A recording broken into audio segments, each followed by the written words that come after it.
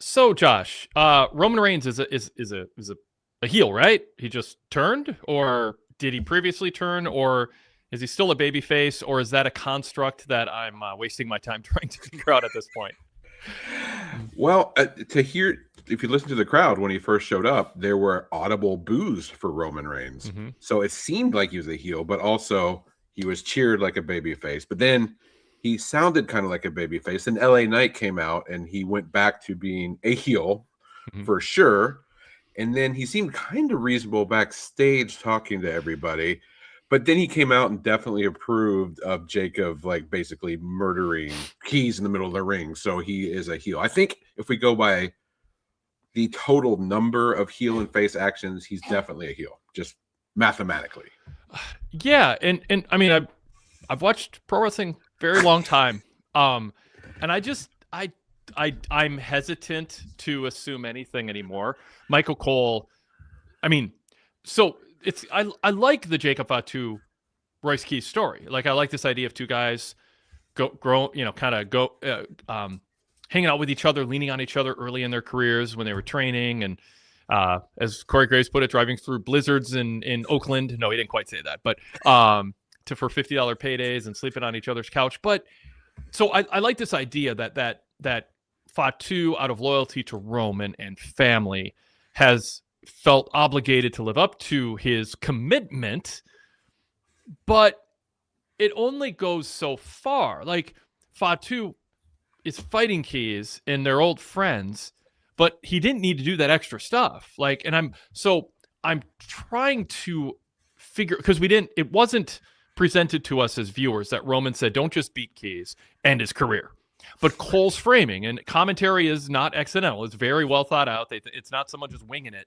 Cole's like, this is too far. He's going to end his career. So at first I'm thinking they're setting up Roman to be this power-hungry, narcissistic prick who's going to order Fatu against where his heart lies to beat up a friend and win a match. And it's like, okay, there's a certain honor.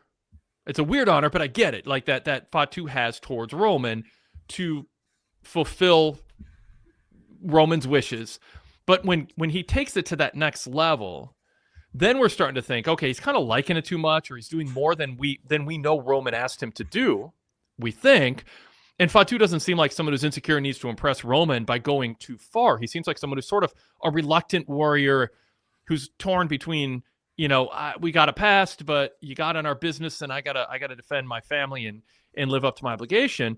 But then you have this framing by Cole of this heinous act by Fatu afterwards, and he did take it so far. I just don't know how we're supposed to feel. So then Roman comes out, and you're like, is Roman going to go, Fatu, I wanted you to beat up your old friend and prove something, but I didn't want you to end his career. And like, that's what a babyface would say. But instead, Roman walks out and nods like, good boy, good job. You did well. Pats him on the head, kind of symbolically. You read my mind. I want you to end the career of your old friend for no good reason that we can decide. So Josh, I'm not trying to be difficult. I'm not trying to add a construct that's outdated or be difficult or feign ignorance to this new school approach that WWE's taking. I just genuinely don't know what emotion they want their fans to feel. And I mean, a little bit of the response that you mentioned earlier is because Roman just beat Seth and they're in Iowa, but that was a friendly win. That was a sportsmanlike win. And Seth shook his hand. They should not resent Roman for that. So, I mean, I want to underline, I'm not feigning confusion. I don't know if they have a crowd response they're looking for, or if they think they're just creating prestige TV cinema with that phrase I'm going to use once and not use it again, that shades of gray nonsense that gets misapplied and misinterpreted by almost everybody who uses it, including people in wrestling. I don't know what they're doing. Now, I'll be along for the ride, but LA Knight's really popular, and I think they want Roman. I think Roman's turning heel, right? But part of me is like, that's silly to think that, because they're not going to do that because he sells merch and he's popular and fans are going to cheer him anyway. So help me, Josh. Well, Wade, it seemed like he's been turning heel for I don't know, since around WrestleMania time. Like, Yeah. that seems like that's what's been happening, but it also hasn't happened, and it doesn't look like it's going to happen. I don't understand what they're doing. I think they do want Jacob Fatu to be the heel in this main event match, though. And you know how I know? When Royce Keys took out a table, Jacob Fatu put it back under the ring. That's a heel move. That's the most dedicated heel move of anybody in the night. But like Roman is, I genuinely don't know. I don't think they'll turn him heel officially, but he is absolutely a heel for anybody who's been paying attention for the past 6 months. That's the thing. I mean, Roman is a heel based on actions he has taken, but he's a babyface based on other actions that he's taken that offset him being a heel, including winning without interference against Seth and shaking his hand. And then, it's in the past. Like, I feel like I'm watching two scripts for the same lead character written by two sets of writers who have different mission statements, and they just shuffle the deck beforehand. And then I just feel jerked around. Like, it's two creative ideas, and is there a constitution that's guiding Roman's actions? Like, I always ask it. Like, people should act consistently unless they're going through a change that is part of the story you're telling. And I think just Roman's Roman. Like, so he's not going through a change. That's not the story they're telling. But from one segment to another, like, it's whiplash in terms of, I mean, I wouldn't want a friend like that. I wouldn't want a friend who's like, hey, if you need me to drive you to the airport any time of night, and then you call him, he's like, F you, what are you doing waking me up? Like, then the next day he's like, dude, I was willing to take you to the airport. What, you said F you? Oh, it's just joking. I was just messing with you. Well, it didn't sound like, at some point you're like, never mind. I don't want to hang around with you. That's how I feel about a viewer of Roman. Josh. Yeah, and to your point, Roman is consistent. Like, he's consistently kind of a prick. That's always kind of been the case. But that's the thing. Like, they have it as kind of like a pick'em at this point. Either that, or they think that like babyface matchups are the only way to go, because why else would LA Knight be the one coming out to challenge ostensibly babyface Roman Reigns? Or they think that construct is done, it's passe, and it's not a thing anymore, but they still lean on it in like other parts of the card. So it's a real disconnect between what they're doing and what they want to happen.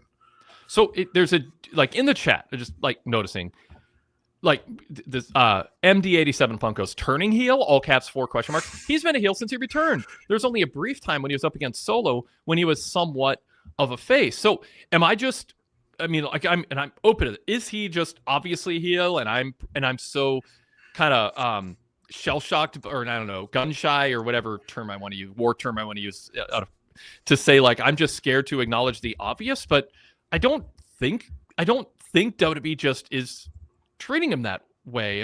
But is he just, he's a heel and I'm making this more complicated?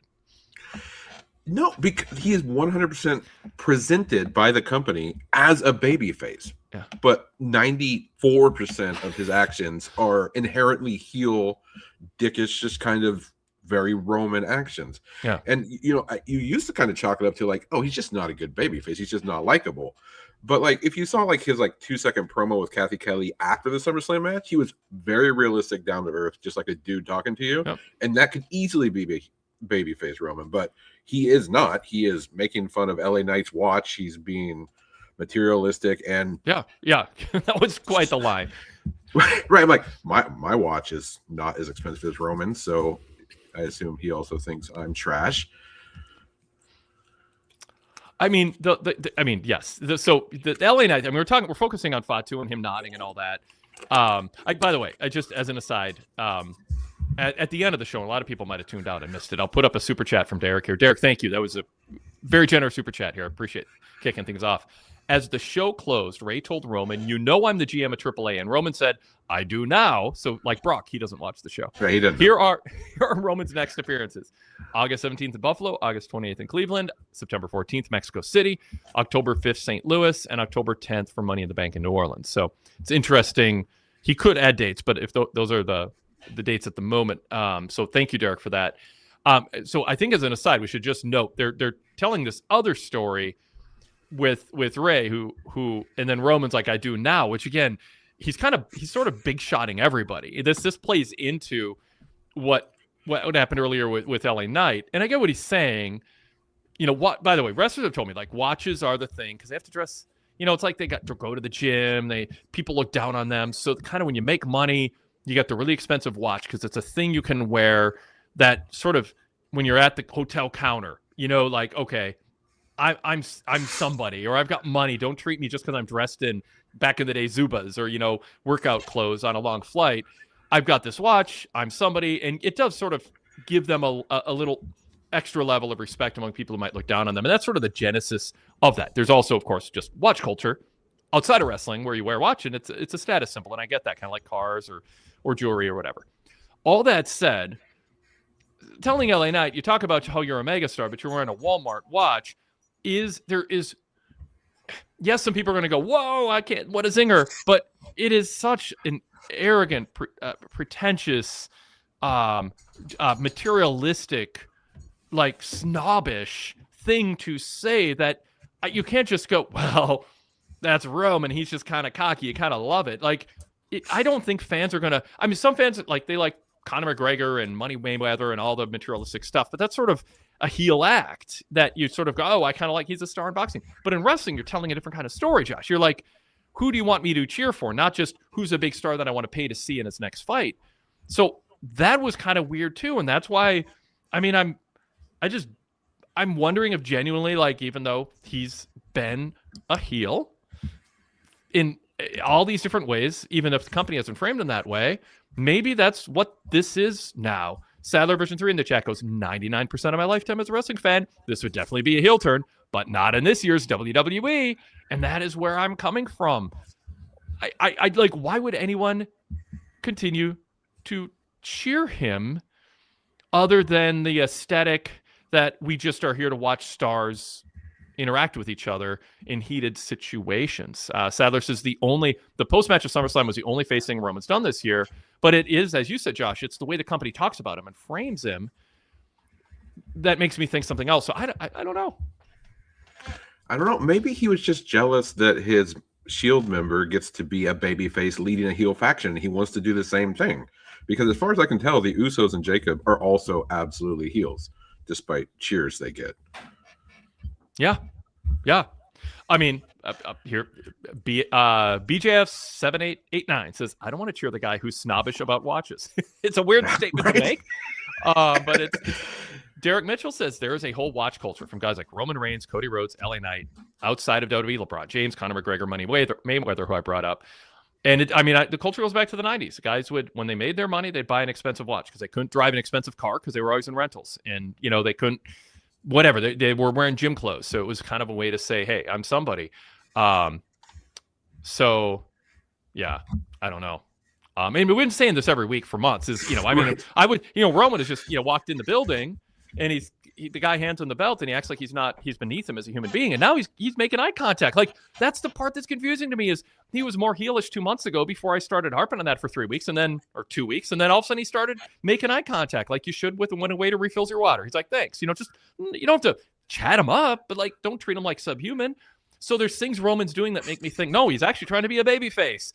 I don't know. I'm sorry. I'm breaking. Someone in the chat or someone in a comment area said they broke Wade a couple weeks ago and I was doing this again. It's like, yeah, I should be able to figure this out. I don't know. Right. It's not your fault. It's so unnecessarily confusing.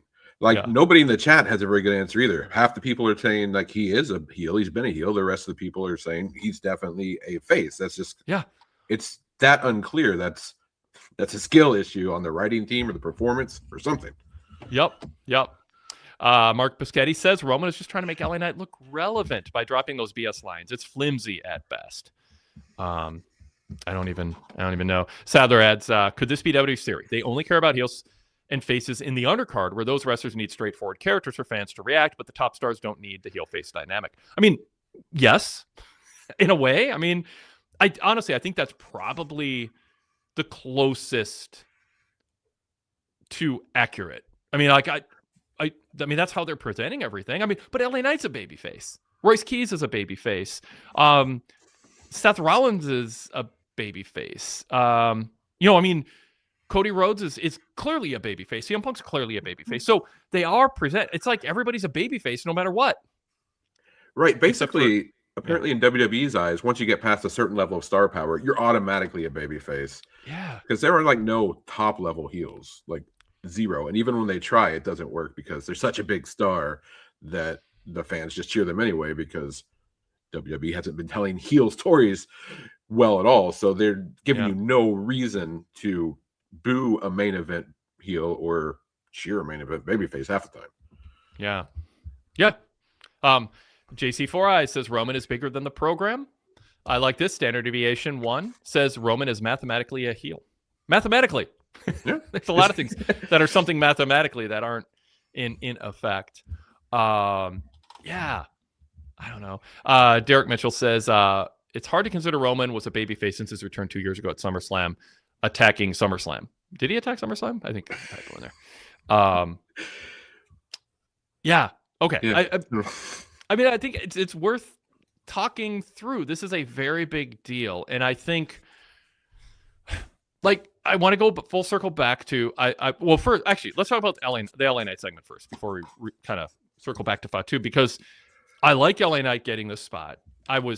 People who have listened to me every week or semi-regularly know that other people are like, give LA Knight a world title run, give him a main event. I'm like, no, come on, that's not him. It's just like enjoy him as, first off the bench. Like he's not the top guy, and he's not everybody should just get a world title run as like a gold watch because they get good pops and have charisma and have a catchphrase. And in the ring, he's sort of he tries, but there's it's not top level. On the mic, it feels a little cliche ridden, or kind of he's got his go-to lines in his rhythm, but there's not a lot of depth or layering to it. You don't really know him. It's sort of shticky. So it's like, I don't know, let him just be a top of the second tier, bottom of the first tier guy, but not a world champ. I've changed. I mean, like, I think he just ekes out because of his consistent crowd reaction. He's better in the ring. He carries himself with a level of bravado and confidence that doesn't just feel put on or manufactured or performative. But most of all, unlike Chad Gable, unlike Royce Keys, unlike a lot of people, Seth Rollins, and for that, he's like getting cheered for who he is now. And people really dig him. So I'm glad to see him moving into a program with Roman, but I don't want fans to have torn allegiance. I just like everything should just turn Roman heel. I think that's where the money. They need him to be a heel. I mean, needs a strong word, but like, look at the lineup of wrestlers. How many babyface? Just Roman's so good at being a heel. Just do it. Right. He's a natural heel. He proves it every time he tries to be a babyface. Yeah. And for LA Knight, the way he's been able to consistently get over and stay over despite booking not supporting him at all, like for years at this point. Yeah, I think this is a good spot for him, but it's a shame it's going against the most popular babyface in the company. Yep. By the way, when someone says years ago people said LA Knight should be a top guy, and now I'm changing, you don't have to rub it in. You don't have to rub it in. Like, let someone just go, you were right, I was wrong. Now, I will say, I wasn't wrong back then. We didn't have the evidence we have now, and that's why I changed my mind. New evidence was introduced. So it's not like, but nevertheless, I'm going to call up Mr. Freshman here. Mr. Freshman 92 goes, we're trying to tell you that 2 years ago, Wade, LA Knight is that dude. I'll give you, no, you get credit. Just, when someone says, hey, you guys were right, I was wrong, you don't have to kick sand in my face and like rub it in. Right. And adjusting your opinion based on evidence is not flip-flopping. It's what intelligent people do when they're faced with evidence. Exactly. Yes. Yeah. And Mr. Freshman just said, LOL, I'm ribbing you, Wade. And I'm ribbing you back. I mean, I'm ribbing you back. I'm not. I'm playing around with this. It just seemed like a fun chance to come at you, even though I got the spirit of your comment. Sadler Vision 3 goes, Roman hasn't faced a heel this year unless you count the second Fatu match. Darrell Freeman says LA Knight can get a run with the title, but they better not try to make this match.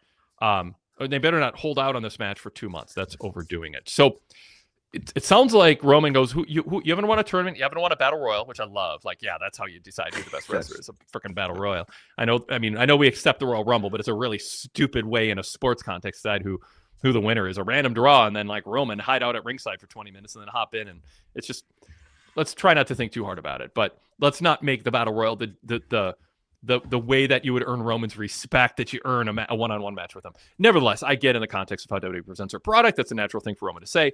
And then LA's like, hey, create a tournament. I'll win it, and then I'll face you. Whatever you want, whatever I have to do to prove that I'm worthy, which is very generous of LA Knight. I mean, I think LA Knight should just go look around. Who's more ready than me, more qualified, who's had more wins. But where do you think they're going with it, and what do you think the timing is? Is this just Money in the Bank LA Knight Roman match, and by then, do we know how will fans be steered in a direction without being jerked around back and forth within a 2.5 hour show to know how to react to him?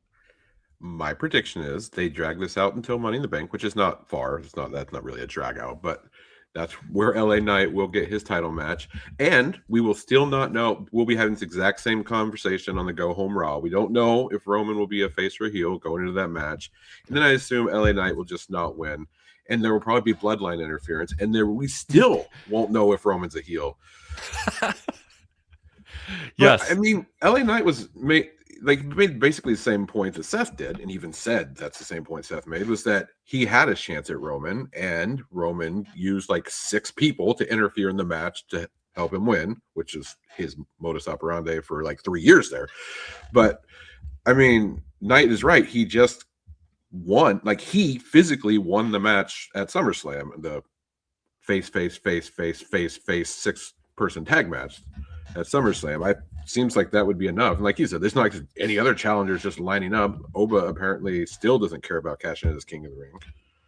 So yeah, I think we get, and I think they feel like Knight and Roman is kind of a less than match, and they feel like the Money in the Bank gimmick will carry the pay-per-view. So that's why he'll get that shot. Like when you get a weak challenger at a Royal Rumble.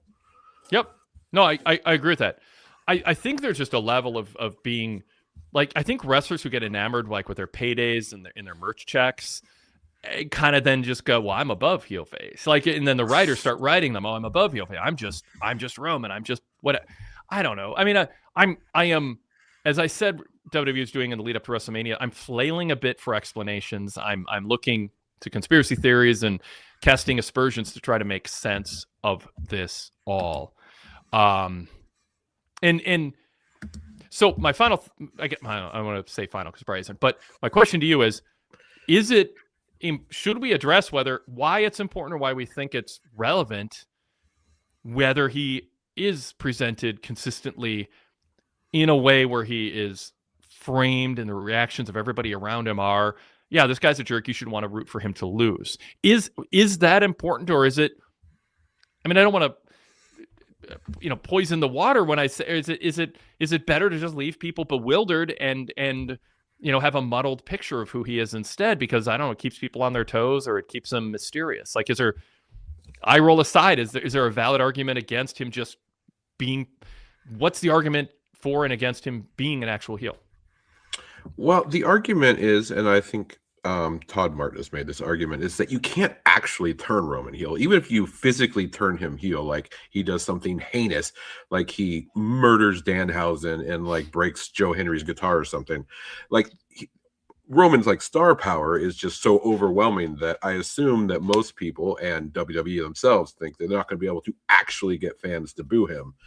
And I still think, yes, you can. You just have to have also a strong baby face to counteract that. But I think that WWE thinks it doesn't matter. I think, like you were saying, that as far as they're concerned, he's above all of that. Yeah. Now, my personal opinion, of course, is different. I hate to steal Wade Keller terms left and right, but like peak fan experience, you want the crowd behind one person hoping for an outcome instead of chanting for tables or this is awesome, i.e. the main event tonight. I don't think it's passe, but I think WWE and maybe Roman think it's like the whole heel face dynamic is kind of. So can we then ask for what Prestige TV does with their scripted series that win awards, which is there are characters who are presented with a constitution that guides their actions, and it doesn't change from scene to scene, back and forth indiscriminately. That the feelings you have towards somebody in one scene and one episode only change based on that character changing, and they want you to change because that character is changing based on circumstances or stress or context or greed or something. But even that's kind of like a heel turn or a babyface turn. Like that's how they write them. But they don't just indiscriminately go back and forth between somebody being like honest and decent and charitable and then selfish and full of themselves and arrogant. They don't just bounce back and forth on prestige TV shows. And there's this idea, well, Roman is consistent because he's like, he's not. Like, I mean, he's consistently a heel, but he's not framed. His actions aren't framed that way. And then how he handled with Seth was sort of, magnanimous. So I don't know. I don't know either. I think maybe they're going for like a Tony Soprano like character where he does bad stuff, but they still want you to root for him. Almost makes sense. That's a little passe at this point, the anti-hero thing. But his actions combined with the way he's framed are consistent with that. I still think that's not a good way for a company. And then you'll have somebody in charge just saying something like, well, it's just wrestling. Don't take it seriously. Yeah. And then you're just back at, oh, okay. Well, and Tony Soprano didn't perform in front of a live crowd that was a key to the energy of his scenes. Like they are trying to sell tickets. And you think coming out of the most disappointing attendance in a major WWE event in a very, very, very long time, drawing under 35,000 fans. And with comps, it was night 2 drew less than night 1. It might have been under 33 last I saw. I mean, Wrestle Rock 86 drew like 23,000. And that was they were the number 3 dying company just trying to spark something at the Metrodome. Same land, by the way. That's the same. I was at that show too.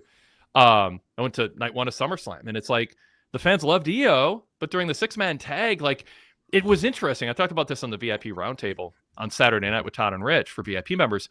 It was interesting sitting there because I was looking around at the fans and they're go get him, LA Knight. And you could see them going, oh, wait, but he's attacking somebody else who kind of go get him, Jacob. I love you. Oh, wait, you're kind of being a jerk to Royce or whatever. Everything just sort of felt like they were checking their emotions. Yeah, oh, and they weren't doing that with EO. It was just, yeah, get Liv, and I just think I'm surrounded by these casual fans. They're none of the people. Hi if you are there, if you're watching, but I got the sense the people around me were, more casual fans. Hey, it'd be cool to go to Summer. And when I say casual, I think they watch regularly, but they're not the ardent fan analyzing things, and they're reacting like everything's real. They're buying in, so they're buying in, but then all of a sudden they feel their natural flow of emotions is checked by this conflict, and that's where I say ambiguity leads to ambivalence. And here they just seem conflicted. They had this emotion and it's like a dog who thinks my job is to guard the house, so I'm going to bark. And then the owner goes, quiet, you're too loud. They go, oh God, I thought my job was to guard the house, and now you're telling me I'm bad. That's kind of how fans are reacting. I'm supposed to cheer. No, I'm not. I'm supposed to, no, but you're punching a guy it doesn't feel enjoyable to me to watch those fans react that way to this. So what do? They go, we want tables. This is awesome. Oh, Cody Rhodes. They just go into the communal stuff because it's sort of just it's kind of fun to do. I saw it on TV. Now I want to do it. But that's not one more chair.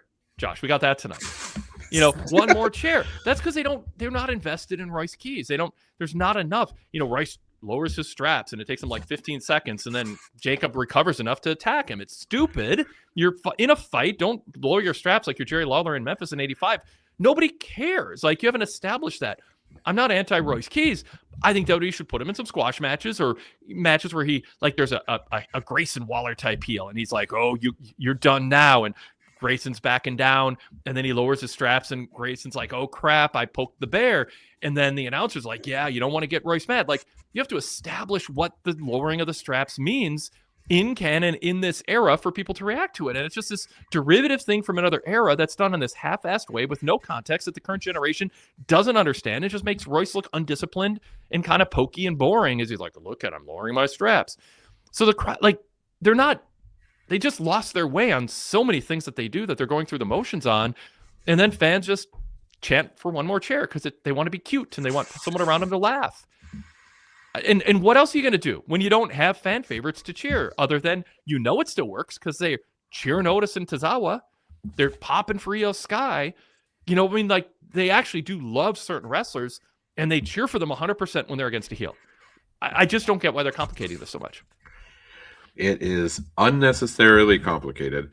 And That's the live crowd we're talking about. But when the live crowd is so ambivalent, like it makes even watching the TV product kind of like you don't really know what's going on. Like there's something about watching on TV when the crowd is hot. That's why they like to get these hot crowds, these big crowds interacting with the show, is because it enhances the TV product. And when the crowd's just kind of back and forth, wishy-washy, and chanting for unrelated items, it makes the TV product worse, which is also maybe worse than the crowd not caring. Yep. Well, Ice Fishing Boyd, welcome Ice Fishing Boyd to the chat. Roman's a heel that you cheer as a babyface. People like him too much to hate him. And I mean, I get that that's the argument. That's a symptom of a problem, not a reason to not turn him. If you can't get people to boo a prick because you haven't positioned your baby faces and the structure of your company where it's like the whole thing like with Randy Orton. And I just feel like some people give me a blank stare when I say this, but when I say stuff like this, but the whole CM Punk Cody match, I talked about this on the Roundtable Saturday night for VIP members. The whole point of CM Punk and Cody was two baby faces in their 40s, traveled these long paths. They're finally against each other. That's what WWE's saying. They're finally in a significant one-on-one match against each other. Cole says the stakes have never been higher. Punk goes, I need to win. Cody goes, I need to win. I need to prove I'm better than you and the best in the world. No, I got to prove that I'm QB1. Everything they sold the match on was based on that. Randy Orton runs in, interferes. We learned nothing about whether Cody or Punk is better. Nothing. All we learned is, whoa, a big star returned, RKO out of nowhere. We got our clip for social freaking media that's going to go viral. And the crowd's like, oh, I got to see Randy make his big return. Yay. The announcers don't go, wait a second. Randy just screwed over what we're all here to see, which is the story you sold us on. If you don't think it matters, don't sell us on it. But they sell us on it, and then suddenly, poof, it doesn't matter anymore. Because Randy's back, and we've decided to just pivot away from the outcome of matches mattering, the integrity of the world title counting, and anyone proving they're better while we buy into that story. Oh, that was foolish. That was just to get you to buy a ticket, didn't get you 80% of the way into the match. But now that doesn't matter anymore. So we're just going to have Randy run in, and then nobody goes, well, wait a second. Are they going to get a rematch? Like, we didn't solve anything. Like, if you're in the middle of the fourth quarter in a big basketball game and the scoreboard falls to the floor, they don't go, I guess we'll never know who the better team is. They fix the floor, they raise the scoreboard, they reschedule the game, and they probably pick up where the score was or something. But you finish what you started, or you play another game. Like, if a baseball game gets, like, I don't know. So I point made. Like, they just are all over the place. They're just like, it's all about the pop in the moment. It's like Mick Foley, oh, it's a WrestleMania moment. And they just like have leaned into, it's all about moments. It's all about that little clip online. And they tell you one story and then they just go, well, that doesn't matter anymore. Forget about that. Now we just care about Randy's back. And now no one's thinking we didn't learn anything from Punk and Cody. It's just everyone's moving on. Who's going to challenge Punk next? What's Cody going to do next? I know we got SmackDown. Maybe they'll cover that. Maybe they'll cover some of this on SmackDown with her commentary. Anyway, Josh, Hopefully. That's my latest rant. Well, that's a fair rant. And because, like, the lead up to Cody and Punk, they're saying, well, we can't avoid each other anymore. We're finally going to have to go at each other. And then WWE is like, actually, you don't. I have a way out of this, which is, A, disappointing, B, not surprising. In fact, this is the kind of thing that made me struggle to appreciate the night 2 main event of SummerSlam. Is that whole match, I'm like, well, who's going to run in and ruin this match? What's going to happen? Then you see the ref bump. You're like, oh, well, here comes the bloodline. So when you actually even get a clean finish, you're like, oh. So you can't even enjoy a clean finish and the because chair. You're expecting a dirty one the whole time. Yeah, you thought, oh, the chair's going to do it. You know, like they literally played off of their tendencies and then, like you said, like gave you something better afterwards. There was a self-awareness to a tease of we're not going to give you what you're here for, and then they did. And it was refreshing. It was nice. They played against my negative assumptions, which is they should do more often. Yes. So L. Archer says, virtually everyone in here agrees with you is 40 plus and grew up in a different era. Storytelling is different. I would argue there might be something to that. We can do an age check. I'm arguing, regardless of when something took place, that we're seeing something not working right now. We're seeing crowds under 35,000 for a stadium show. we're seeing muddled reactions in matches. I'm telling you, I saw with my own eyes with a deliberate attempt to not, it wasn't confirmation bias. I just want to see what people were doing. I'm not like, slanting things or shade, like I just was watching, like they love Io Sky and they just cheer. And then they're like, oh, I like LA Knight. Oh, but, but like you could literally see people stop in the middle. Like, but I'm just, okay, I'm confused. I have mixed feelings, conflicting feelings. It's not like maybe people who saw it done another way have something to offer that would steer them back on course to the way the pro wrestling as a genre actually works more easily. They're making it needlessly complicated. It doesn't make sense on an objective. Like, let's say pro wrestling never existed, Josh, and someone goes, hey, people like UFC, people like fight scenes in movies. Let's train people to put on simulated fights in front of live crowds. Like, you would not invent the current WWE booking scheme to try to sell tickets. You would not. You would go, oh, yeah, so sports are based on home teams and away teams, good guys, bad guys in movie. Let's do that. We have the power to do that. Unlike in UFC, where sometimes the good guy turns out to have weapons in his car when he's pulled over and it screws up the whole, like, you can actually just tell the story how you want. You would not you would not present the industry in the way that younger people have experienced it. You would actually go, wait, there's a better way to do this. Let's give people a reason to invest emotionally in a certain outcome. Let's protect the outcome of championship matches. Let's shame people who ruin what we're all here to see, which is who the best wrestler is in a world title match, not act like, oh, how cool is it? A third person ran in and screwed it up. And then just move on. No one would offer that at a meeting when they're coming up with how to promote this new concept of pro wrestling on Netflix, the simulated fight league. It would be you get laughed out of the writer's room. But we just do it because it's inertia from the last 20 years of bad ideas and stupid things that have been done. I like that analogy. You're right, because if you invented wrestling whole cloth now, you would probably arrive at the way most storytelling has been, not for the last 40 years, but since like the dawn of time, where you have a protagonist and antagonist and, a story that builds to a climax. And they have years of wrestling history, of wrestling working and working well, and a blueprint to look at, and they're just like either ignoring it or purposefully going against what they know works to try something new and different, which is, the evidence is there, either not working or working much worse than the original version. Like, you don't have to reinvent the idea of plumbing to like get waste out of your house. Like, we have the schematics, we know how to do it.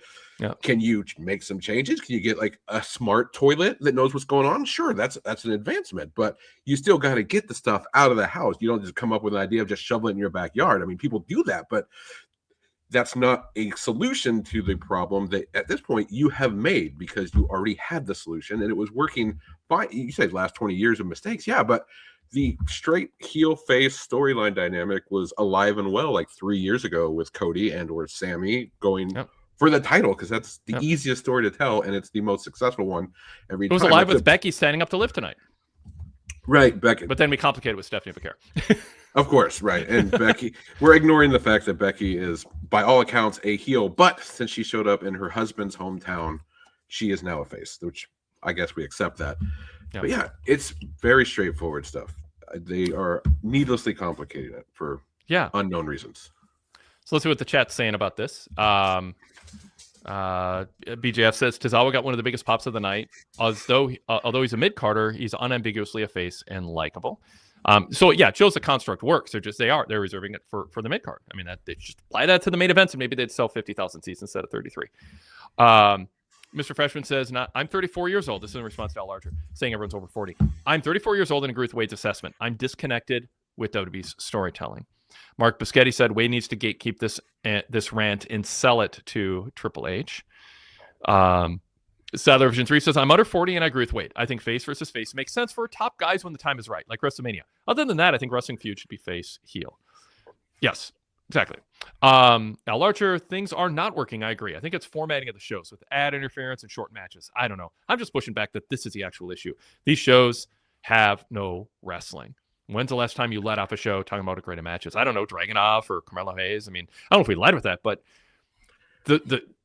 yes, I mean, there are other things wrong or other things that I would change about things, but But I mean, we're talking about the biggest angles that bookmarked the beginning and end of Raw on Netflix with the top star who main evented Night 2 of WrestleMania and who's holding the top title on the Netflix branded WWE show.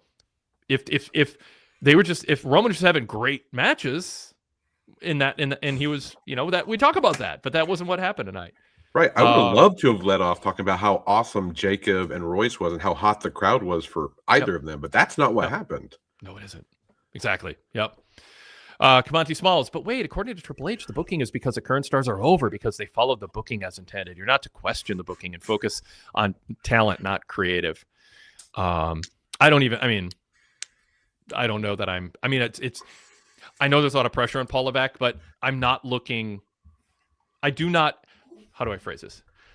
When I hear Paul Levesque talk about his booking, I don't feel like I'm learning something from somebody who is confident, justifiably confident, and in a rhythm and feeling success. I feel like somebody who might genuinely feel partly nervous about losing their grip on the steering wheel and then partly in denial and feeling he needs to put up a front of I know what I'm doing, you people don't. And I think it's a combination of those two things. I'm not saying he's in over his head. I just think there's this sort of inertia and momentum of a way that things are done. And I don't know that he's the person to call everyone into a room and go, wait a second, I've got something to say. We need to change some things here. We were riding a wave. It would have been crazy to mess with it, but I slept on it. I'm assessing things. I've talked to some trusted people. And I just, here's a, 6-7 things that I just think we need to shift in the next few months. And I think we can get back on track, but we need to break some bad habits. We need to start some old good habits. Whatever. Like, I just don't know that I need him to show me he can be that guy, but I kind of feel he is a little bewildered. And then, yeah, I don't know, Josh, what's your impression of what you see and hear with him? I mean, yeah. Yeah, it seems like he wants to be perceived as the guy that's in charge of everything and making all the decisions. It also feels like he isn't entirely. So yeah, see, and also he has surprisingly thin skin. I mean, not CM Punk thin skin, but like when things are like, he doesn't take criticism well. It's just why he doesn't do a lot of the like post-show scrum type things anymore, because those are almost always minefields for him. Yeah. But I think what is so crazy that this is the same guy who booked like NXT Black and Gold, though. I mean, this is a completely different animal, but it was the stories were so good, but so simple. So I don't know if, like you say, like it's just things are already so complicated and mixed up, but like measurably successful, especially in a money way, that like it would be hard to like say, hey, we're going to try this new thing. I mean, you got shareholders, you got money rolling in. It's hard to say that they're not succeeding, but I assume they saw the SummerSlam sales. Yeah, I think he is in a tough spot, though, but also not doing great in that tough spot. I don't think humans have changed so much in the last few decades that you can't get back to, Von Erich Freebirds, Flair versus Kerry, Dusty versus Flair. I mean, Hogan versus all kinds of people. Like, and we, like you said, we saw it with Sam, we saw it with Cody, we see it with EO right now and Rhea Ripley. We could go even Kira Tozawa and who's Otis. Like, there's glimmers of that everywhere. It can be done. They're just choosing not to. Penmuzz, welcome to the chat. Penmuzz says, I'm 35. I grew up on the New Generation and Attitude Era. Face versus face was rare and usually reserved for WrestleMania, like Bret and Shawn, or WrestleMania 12, Austin Rock, or WrestleMania 17. I kind of sort of agree with Wade. Well, I'll take that. Kind of, sort of. That's better than not at all. Yeah. Kind of, sort of like your post there. Standard Deviation says, I think they're overly sensitive about outsiders perceiving wrestling as fake, so they overcompensate with a weird cinema thing. Yeah, I don't even like. I don't talk about the cinema thing much. I mean, like, to me, it's sort of like Shades of Grey. Like, nobody knows what it means, but they say it to sound sophisticated and to justify trying to reinvent things. So it's like the reality era. Hunter said that, and then he like went backstage and be like, what was that? And he goes, I don't know. I just said it. I don't want to say it again. I know that's dumb. And he kind of did drop it. Like, but this cinema thing seems like you're not cool. You don't get it if you're not understanding. We're doing cinema now. We got 4 camera angles, which HD cameras and production budget, and it's just like, I don't even know what that even means. Like, good cinema is not this. So what does that even mean, Josh, when they say that? I think there's a theory that like when movies were released in like the 80s and 90s that they would show a trailer and there would be like one or two scenes and you would talk to your friends like, "Hey, did you see the movie where this dude does this?" And then WWE is like, "Oh yeah, we can do that. We don't need good storylines leading to good matches. What we need are the did you see X?" And the did you see X now occurs on X. That is the moment situation we're in, and that's what they book towards, and that's why a lot of this falls by the wayside, because social media numbers are probably SummerSlam sales down. I bet social media numbers are still through the roof, and engagement, and I don't know how they make money from that, but I assume somebody's getting very rich off that somewhere. It's like what gives them a gratification, the dopamine rush in our smartphone attention economy era. Like wrestling is succumbing to, I think wrestling booking is succumbing to that. Like, it's not, I know what I'm doing, I'm going to long-term plan. It's like reading a book. You know, you got to read pages and do it in long, a variety of sessions over the course of days or weeks or months, or in some case for me, years, getting through a novel that I'm reading and rereading chapters. Like, we're not used to that anymore. We're used to, I want to watch a funny video and chuckle, or I want to be outraged by some comment. And then, like, somebody on Threads the other day said, "Hey, everyone on Threads, you have to understand, the things that you think everyone's talking about, everyone's not talking about. Threads knows what you care about because they're listening to you and they're seeing what engages you and what you click on. And they're feeding you comments by people and non-people, making you think everybody's talking about this." And so our reality is skewed now through these sophisticated algorithms in the attention economy. And I do think, like, there's people with, social media algorithms that makes them think they're doing great work, and we did more numbers on Instagram with this. Well, right, but you sold 32,000 tickets or less, maybe, with all comps, for Roman Reigns and Seth Rollins, which, by the way, Michael Cole, stopped telling me how great it was. Let me decide. Wait, it was an instant classic. Oh, that's a whole other topic, and it's not as important, but I feel like I've already agreed to buy the car. Can you stop telling me it's the greatest car ever, and it doesn't even need gas. It's going to run without gas, and you're going to be passing it to your great grandkids, and it's going to drive like a dream. And who cares if it costs only $18,000? It is better than a $80,000, BMW. Like, just stop. It feels so insecure and heavy-handed and forced and manipulative. I get promoters promote, but I mean, have you felt that way, Josh? It's elite. I mean, they've overdoing it. It's the main problem I have with Tony Schiavone on AEW is telling me how good what I'm watching is when I have eyes and I'm watching it and I can make my own opinion on it. And I think it was probably a month or two ago. You and I were on a Raw post show and mocking Michael Cole for calling some match classic. And I can't remember what that match is, if it gives you an idea how classic it turned out being. Yeah. It was like Ray Phoenix against somebody for 8 minutes. Right. Somebody.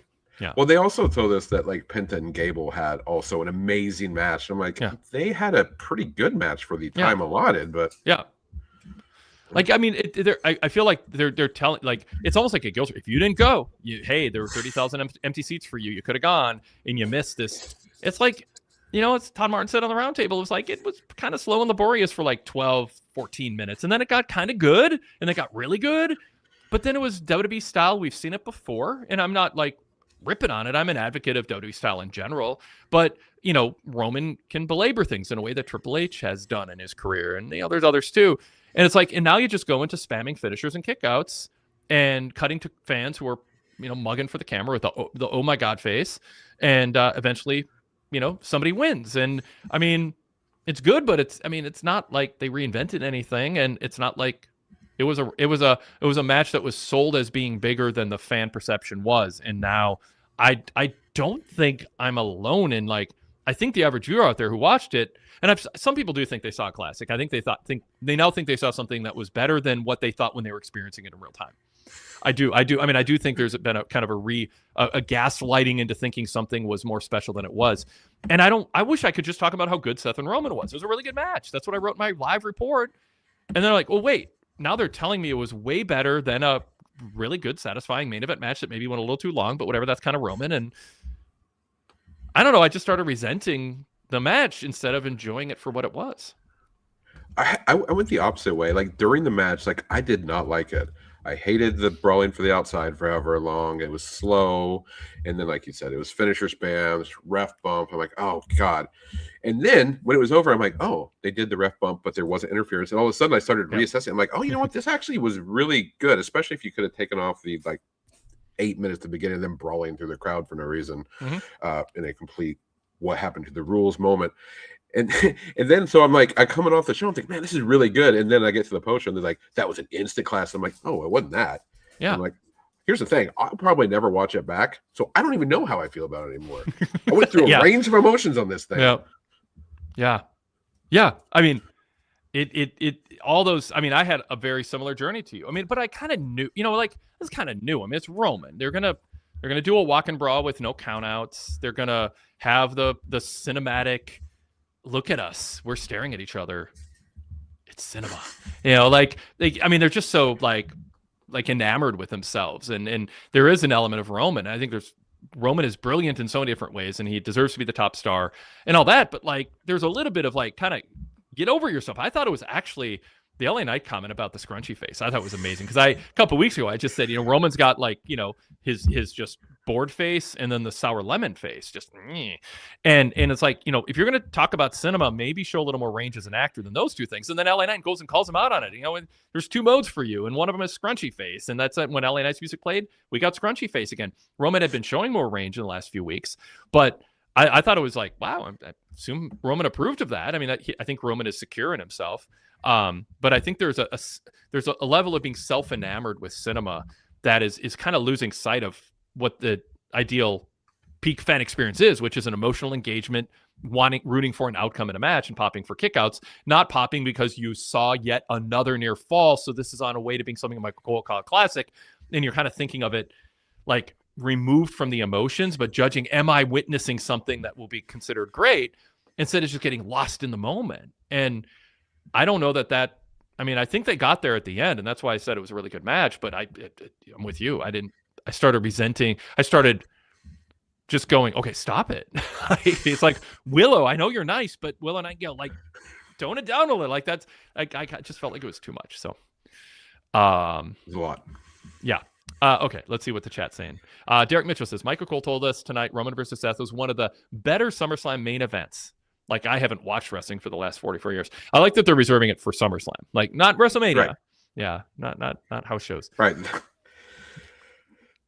Cavanti Small says, Roman, referring to the mid-card talents complaining about not getting opportunities, had to be fed to him. WWE has been playing offense to complaints that undercard talent are not getting opportunities all weekend.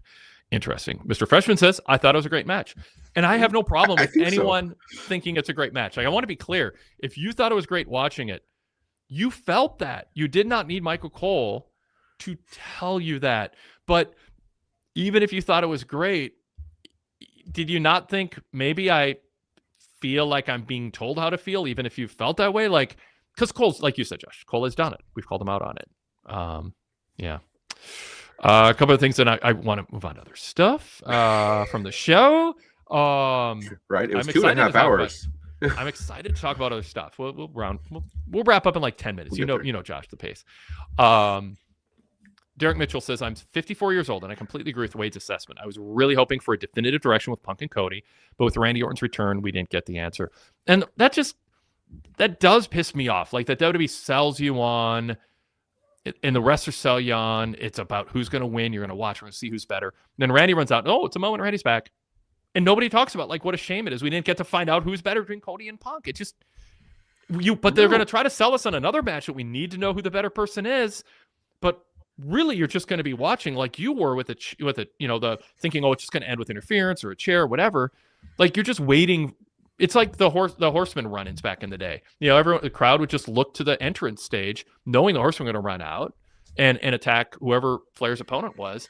It becomes predictable, and then you disengage from near falls until something happens. And I guess, you can say Seth and Roman played opposite, and that's one of the reasons you liked the finish and we're feeling good about the match. But it doesn't make up for Punk and Cody and what they did. Right. There. And even Punk wasn't concerned about the finish. He was listing all sorts of possible future opponents. Wasn't worried about Cody. Yeah. As far as Punk's concerned, he proved he was the better man. And the announcers sold it Punk doesn't know what happened because he was down at ringside. He was out. he just did a GTS and won. He thought he earned a win. But by the time he gets to the table outside US Bank Stadium and is interviewed, he certainly had to know Randy. It's like, to me, I wanted Punk to sit on the stage and just be like, for people on the podcast side, I'm like holding my hand to my face, looking distressed. Like, I beat Cody, but like, because of Randy, I don't really feel I proved anything. We fought hard for 20 minutes or whatever. And I know I got to win. I'm happy I'm still champion, but like Cody, to be an honorable champion, Cody deserves a rematch. And frankly, I kind of want to have it in a Hell in a Cell so no one can interfere, so we can find out who the better wrestler is, not to beat each other up and brutalize each other, but just let's keep the interference out. Because, I mean, Cody doesn't feel like he lost fair and square. I don't think Cody feels I proved I'm better than him. Like, that should have been his response. But it's nope, sweep that out of the ring. The thought that we were going to prove anything by that match, and it's time to move on. Now we're intrigued with what's going to happen with Randy and who's going to challenge Punk next. Will it be Gunther? Who will it be? Yeah. Well, hopefully Punk will have seen the replay by Friday, and we'll get some clarification on this. Well, who was the rest? Recently, somebody did that. They won after interference, and then they were walking up. With the open, they showed the replay, and he was like disappointed that he won that way.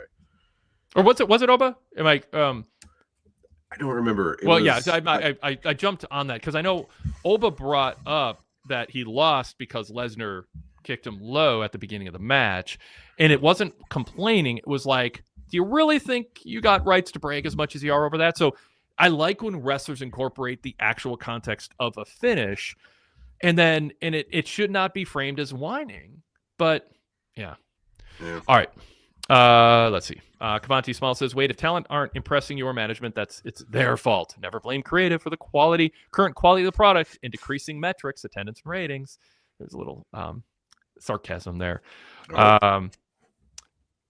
And Saiti says, sadly, I think Triple H will double down on this. He doesn't seem to like being questioned about it. I don't think it's because he's confident he's right. I think he just doesn't want to be embarrassed once the call has been played and the play has been called and the play has been run, whether it worked or not. I don't think he feels confident explaining or justifying it. It just doesn't seem like something he's interested in doing. I don't know that it's a character flaw. It's okay to feel that way, but it's not super engaging. Like, I'd rather have him go, like the idea that it's unreasonable and you're not qualified to question it as the intended audience. Like, this whole thing of, well, if you haven't stepped in the ring, who are you to question wrestlers? Like, no, like, if you haven't been a wrestler, like I always said this about Shane and Stephanie, they never got to experience being a wrestling fan who was talked into buying a ticket. They were born into the business. They never knew what it was like to turn a channel or watch a clip or have a friend say, watch this. I like this. This is for me. I have all these things I can watch. I'm going to watch this. They never had that. They grew up in it. So this notion that, you didn't grow up in the business or you weren't a wrestler, like the number one, the top people to evaluate whether something is working or not are people without their money invested in it or their family legacy invested in it. It's people who are the intended audience. You don't judge it. The person who judges a good pizza is the person eating it. Like, it's not the person who made it and takes pride in something they did that the intended audience, the consumers, don't like. So when Triple H has that attitude that sort of looks down upon well, you don't understand what we're doing. It's like, well, no, I just understand my emotions. I understand whether I want to pay money to go to the next show. I understand if I felt satisfied. Like, I would be interested if I'm Triple H in those thoughts instead of immediately discounting criticism as not being worthy because you're not in the writer's room. It's like, you're not in the crowd. You're not a person living check to check deciding if you want to spend your expendable income on this. So, show some humility and some openness to be able to ascertain and judge whether somebody it's a good faith critique of what you're doing, and then accept it and process it instead of pushing back on it or rolling your eyes at it or looking down at the person for it. And there's too much. It's not just Hunter. Obviously, anybody in a position of power often has that attitude. It's a human weakness, but let's not pretend it's not there with him. All right. Turning the page, I am intrigued. I thought Oba Femi had a nice promo. He is able to brag about being the ruler and the next big thing and all that in a way that feels gracious and exciting, and you're rooting for him to do exactly that. The dynamic with him and Paul Heyman is intriguing, and Braun Breaker, I thought, performed really well tonight. I'm so glad Michael Cole and Corey Graves after that didn't go, look at Braun Breaker's performance, the way that he showed jealousy and and fortitude and whatever the adjectives would be. Like, I mean, they described what was happening, but it wasn't like that one Braun Breaker promo where everyone declared, see, he can cut a promo, so he should be a top guy, like in canon of a TV show. So weird. I can cut a promo, therefore, or you can't cut a promo, therefore. It's like, what does that have to do with when the bell rings if you can win? That should not be true. So here we got Breaker going, you're talking about you're the gatekeeper to the young generation? That was me a year ago. And you could sense he's like, no. So I'm curious, Josh, is Obafemi going to turn heel and be managed by, be like under the influenced kind of in a Roman Fatu style way where Oba accepts Paul Heyman's mentorship because of what Brock did, and he kind of turns dark, and then Braun Breaker, who's rejected by Heyman, starts being the guy we saw in WWE Unreal, the guy who likes to go fishing and just he's a regular everyday guy whose dad was in the business, uncle. He's just like, hey, I want to do this, and I'm a cool guy. That seemed to be what the story they were telling here. If you had never watched a wrestling show before and just watched tonight, but I don't think that's what they're doing. But I'm not sure, and I'm intrigued.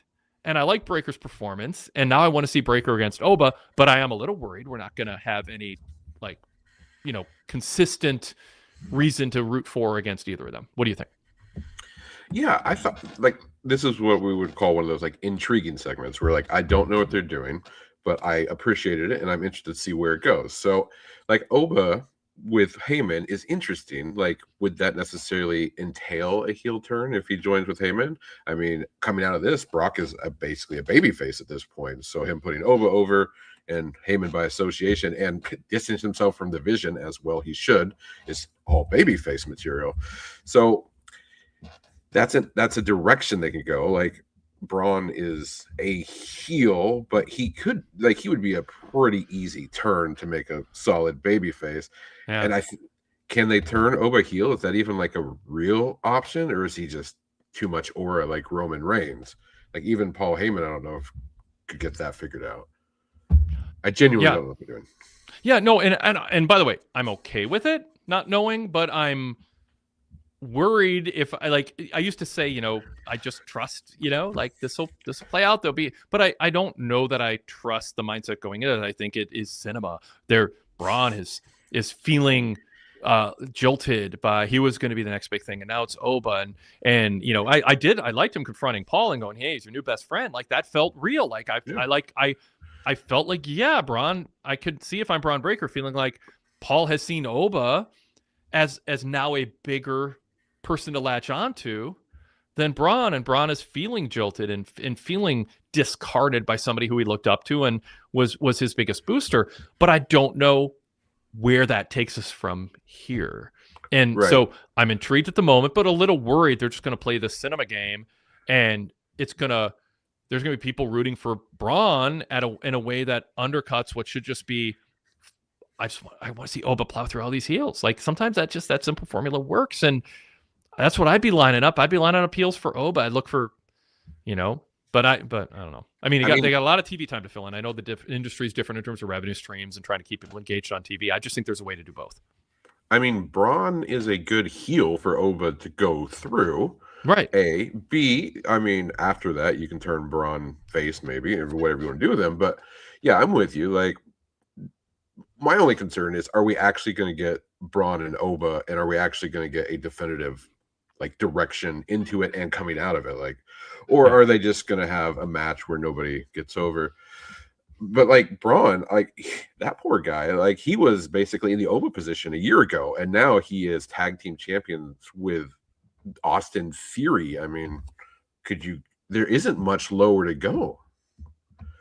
I think, but I am excited by this. I'm saying, but I'm excited by this. I think this, even if he goes and loses to Oba, just having a one-on-one match with Oba, who's ascending so quickly, I think would be a step forward for Braun. I think would be a good step for him at this point.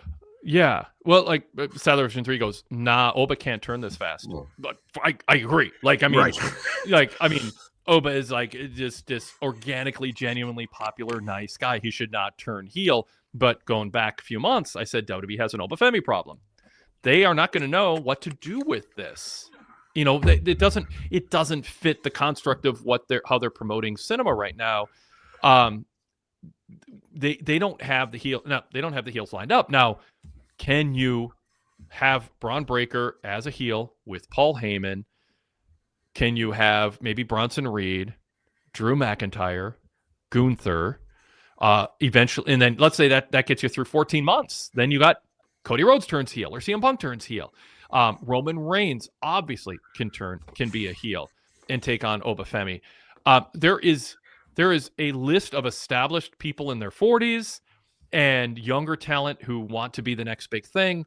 You can tell that story and fill a lot of TV time and then try to get more people in the pipeline.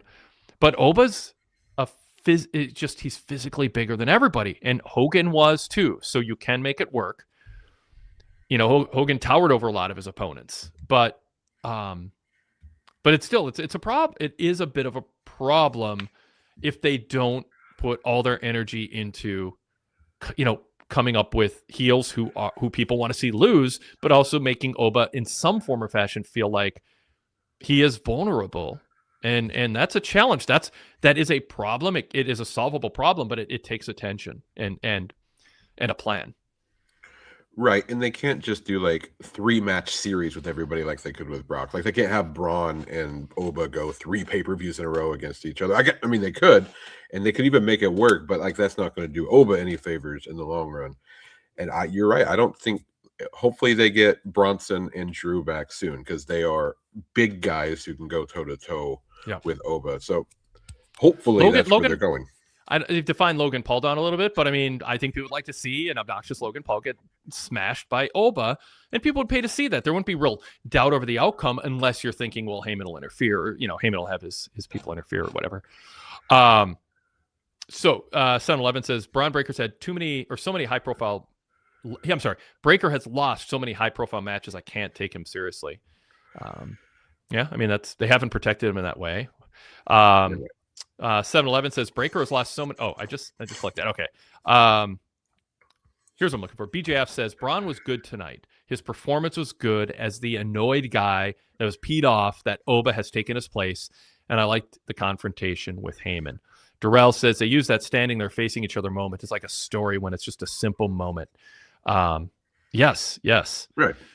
And Standard Deviation says, yeah, that was a cool segment. So Braun is showing range. He's showing humanity. He's showing nuance. He's showing he's emotionally accessible. You know, like he's like I mean the crossing paths and just being transfixed. What's the word I'm looking for? Transfixed on Oba, and then just kind of discarding Joe Hendry, which is always good to see. And then just completely going back to like, where did Oba go afterwards? Like it's like a, you know, the dog who sees a squirrel run up a tree. It's like, okay, I'm sorry, I'm focused on this. More of my attention. I got to catch this. He's like, where's Oba? I gotta prove that I want a chance to prove I am the next big thing and I shouldn't be discarded. So it's interesting. I don't know how they want us to feel. And I don't know if they're going to consistently steer us in a direction that matches our natural inclination of how we're going to feel, because they're doing cinema. Right.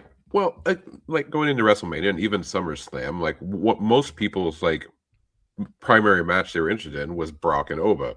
And those were always like the simplest told stories, just very straightforward heel face dynamic.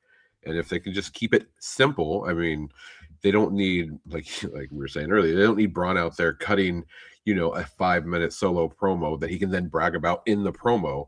Just a very straightforward story with Oba would be best and could make for a good feud. It doesn't need to be complicated. Yeah, they just want to complicate it sometimes. Yeah. Mark Biscotti said this felt like seeing Rock and Austin cross paths for the first time. That's certainly what they're going for. Mm-hmm. But you know, back then they tried to turn one of them heel against have one of them be face. I mean, they tried to do that. There were too many turns, but yeah. Now maybe when I say they have an Obafemi problem, they've shown they agree with that. They're cognizant of the challenge, and that's why Big Cass is back. That's why Baron Corbin is back. Cavante Small says Cass could be a good Oba opponent, but Cass needs to be defined for the audience first. His re-debut tonight was mid and too familiar to what we've heard before from released talent returning. I'll comment in a sec, but Penmuz says, yeah, Baron Corbin just got back. and already beat Trick. That tells us what they think of Trick now. Because Cavanti said WWE's trying to turn an over face Trick star isn't shining as bright as it was a couple months ago due to his muddled booking. Mr. Freshman says Big Cass would be a good matchup for Oba. Hope he can get over with the crowd in his second run. And Derek Mitchell goes, yeah, what about Oba versus Cass? So let's talk about Cass for a moment. I thought it was, okay. You know, I was a fan of him in AEW. I thought AEW should have pushed him more. But lean into the camera with those big wide blue eyes going, I hit the rock bottom and now I'm back. It's just very generic. It felt very sort of just there. It was extremely generic. Like, he just attacked a popular babyface. Well, at least they did that to make sure, like, he's a heel. He attacked somebody people actually like, so that's a good starting point. Yeah. But his reasoning is basically no reason. It's just, I'm back and I'm a heel. And I'm with you. I thought when they had him in AEW, like, he looked completely different than anybody on that roster. But it seems like they don't know what to do with a big man to save their lives. WWE, I think, and he's in great shape, and he is pretty good in the ring. And this wasn't like it was generic promo, but it wasn't like bad in the way that some promos we get. So I think he has a chance to actually be relevant during this run. But they got to do something more inspired with him than this. This is, and what is that? And this is where you kind of go, you don't want to do it, but it's kind of I think an interesting exercise, which is what would Vince McMahon do? Like, if he had decided, I want this to be an opponent for Obafemi, he would be, and we saw the draws saying, oh, you're gonna puke, like he would. But like, it sounds like funny to say it, so it is a lifeline, but like, that's what Vince did. He searched for, what is it about you that is genuine, but we're going to amplify it and market it as the thing that creates an emotional reaction or a hook or an identity that makes you stand out from others. And we can make fun of some of the stuff Vince did and cartoonizing things. We're not, but the spirit of the idea of what is it about you that we want people to, generally speaking, after they see you on TV for a month, we could interview people as they leave Raw or SmackDown and go, tell me 3 or 4 things about Big Cass. And one, you want them to say something not super generic. And you want them to, you want there to be a commonality, that you've done something to communicate something about him that then makes you feel a certain way about rooting for him or against him, while also believing he's interesting. So he's interesting, he's compelling, he's charismatic. Those are generic terms. You want specific reasons that you feel he's interesting. And then you want to feel either an emotion to see him get beat up or see him beat up others. And I don't know that they're asking those questions. I don't know that Paul Levesque asked those questions. He just came in. This was a black jeans and boots with no shirt, the same look. And I hit rock bottom and now I'm back. Like, it's sort of, it's not that different than the Baron Corbin story. And like, what emotion do I feel? Okay, you've been gone for 8 years. I don't care. I got my life. Good for you. You're on TV. How am I supposed to feel about you?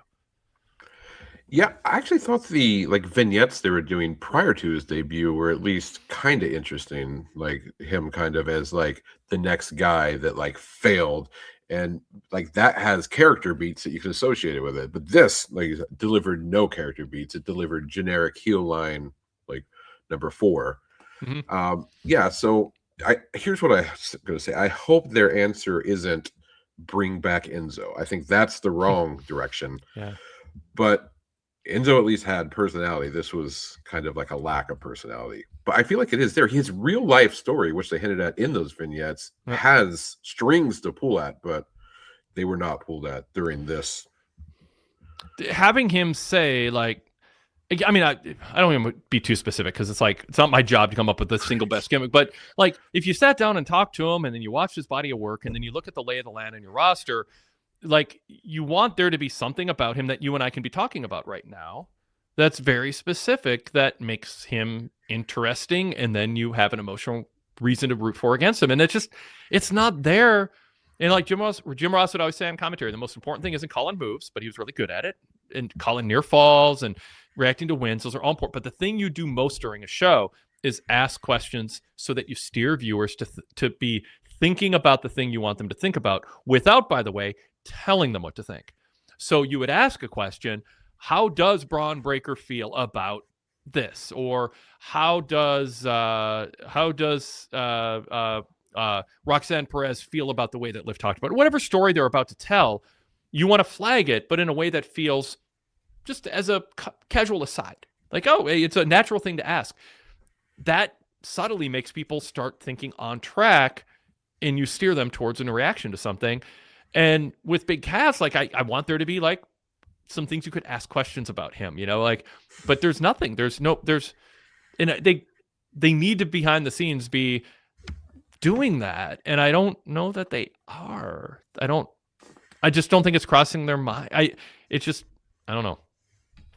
I don't want to assume the worst, but like I look at this and it's so just generic baseline. We didn't put any thought into it, and we just decided to go out there and say the thing wrestlers say when they come back and beat up a babyface. Right. Well, it's the same problem we run into with like babyface characters we want to get behind. It's like we need to know like what they're doing, why they're doing it. Like you always, I think you say like a mission statement. Like, what are you doing here? All he said is he's here to stack bodies, but like, to what end? Yeah. Like at least say, hey, I'm here to win a title. Even that's something. But yeah, right now it's blank slate, and he's big. Yeah, like he can come out and say, from the youngest age, I was big, I was tough. Everyone thought I was destined for, I was destined to be a world champion pro wrestler, and I got sidetracked with a clown and attitude issues, and thought I was better than I was. And I mean, and even that's sort of generic, kind of generic, but that's also a babyface promo. So can you take that real history and make people resent you or root against whatever epiphany you've had during your time away? Like, tap into actual human emotions that fans in the crowd are going to be like, screw that guy. He thinks he's owed something. You got to go prove it. But you need the foundation of matches have rules that are enforced, and results matter. And if he can go prove that he can win a match, and then great. But I don't want somebody as cocky as him to be proven right, so I'm going to root against him. I mean, it's just fundamental basic stuff, and then you just add some sparkle to it, to make it more interesting than that. And it could be as simple as jealousy. Like, for instance, he was somebody with so much promise that ultimately failed, but that people had pegged to be a guy. And Javon is in a similar situation. Like, he's like a next up and coming. And it could be simple jealousy that Javon is not going to throw it away. Or like, oh, I'm trying to teach Javon a lesson. Like, there's lots of bad ideas that I could come up with right now. But if somebody actually sat down and put some thought into it, which doesn't seem to be happening, then I think the pieces are there. They just need to put them together. Although I will give them this, I'm glad they waited till after the match for him to attack Javon instead of just having an interference finish. For sure. Yeah. I do think they're missing out on what Ethan Page could have been for them. And then I'm not saying he's going to be headlining WrestleMania, but he could have been their kind of, MJF Jr., just a guy who had some credibility, and they're not giving a chance to cut promos that make you root against him, and they're not giving him wins so that he looks like he's kind of, like, he's not flashy, but man, he is tough. Imagine for a second the pop that Chad Gable would have got if he beat Ethan Page for the title at SummerSlam. Yep. I mean, an Ethan Page that you built up and let cut like even just 2 promos, you will hate him. You don't even need to cut a promo. You can hate him automatically. Yep. But yeah, he's so good that he's being underused. Great examples. Again. Yep. I mean, yeah. I know they were looking ahead to Gable and Penta. They're gonna have. I mean, Corey Graves in the pre-show. It's like, this is gonna be the match you're gonna be talking about forever. Penta and Gable. It's like, it was like it was 10 minutes give or take, and it was nice, but it was nowhere near that. But they got to fit all those commercial breaks in. It's just it's the shitification of good things. It is. It's just it's the private equity firms who come in and just say, oh, this fast casual restaurant made their own bread in the back. Well, now we're going to send frozen bread and no one will notice, and everybody notices, and now they don't want to go there anymore. Let's not make soup fresh in the back with fresh chopped vegetables. Let's have freezer bags that we thaw overnight, because nobody will notice and we'll make more money. And if they do notice, we'll make money for a few years, and then no one will go there anymore, but we'll sell to somebody. Like that whole thing of getting rid of what brought you to prominence, what made you beat the competition, what made people want to pay to see you. You can lose sight of that after a while. So I don't know. All right. So yes, I'm with you. The Ethan Page thing could have been simple, and instead we got yet another face-face matchup. And the whole story was Chad Gable's going to get cheered by his hometown crowd, like set up. Ethan should have. Ethan, Goodfellas says Ethan is so good. Ethan on the before SummerSlam, I'm out in the mingling around US Bank Stadium, and they've got their pre-show stuff going on. He's taking photos with fans at a booth. Like he was assigned the task to do the Miz thing. I'm always available, and he's smiling and shaking hands with this kid and high-fiving and doing selfies. Like he's a heel. Like that's like don't pick somebody. Have Javon do that. Like pick somebody to do it, but don't. It's like they're showing Austin Theory and Maxine doing charity work today. And Jason Paul mentioned that in his report over at ProWrestling.net. Like, charity's good, but edit out the heels. And heels can do charity. Just don't shine a spotlight on it on TV. And it's counterproductive. So with Ethan, they could have had him doing a bunch of media where he's savvy enough to do good media, but be kind of off-putting. People think Chad Gable's going to get cheered. I'm going to beat him, and I'm going to enjoy his family watching what's supposed to be this crowning moment, and he won't get it. I'm not going to let it happen. Like, he could have done a bunch of local media doing that, and instead it's Penta because it's going to be a 3-star 9-minute classic. Classic? Yeah. I don't know.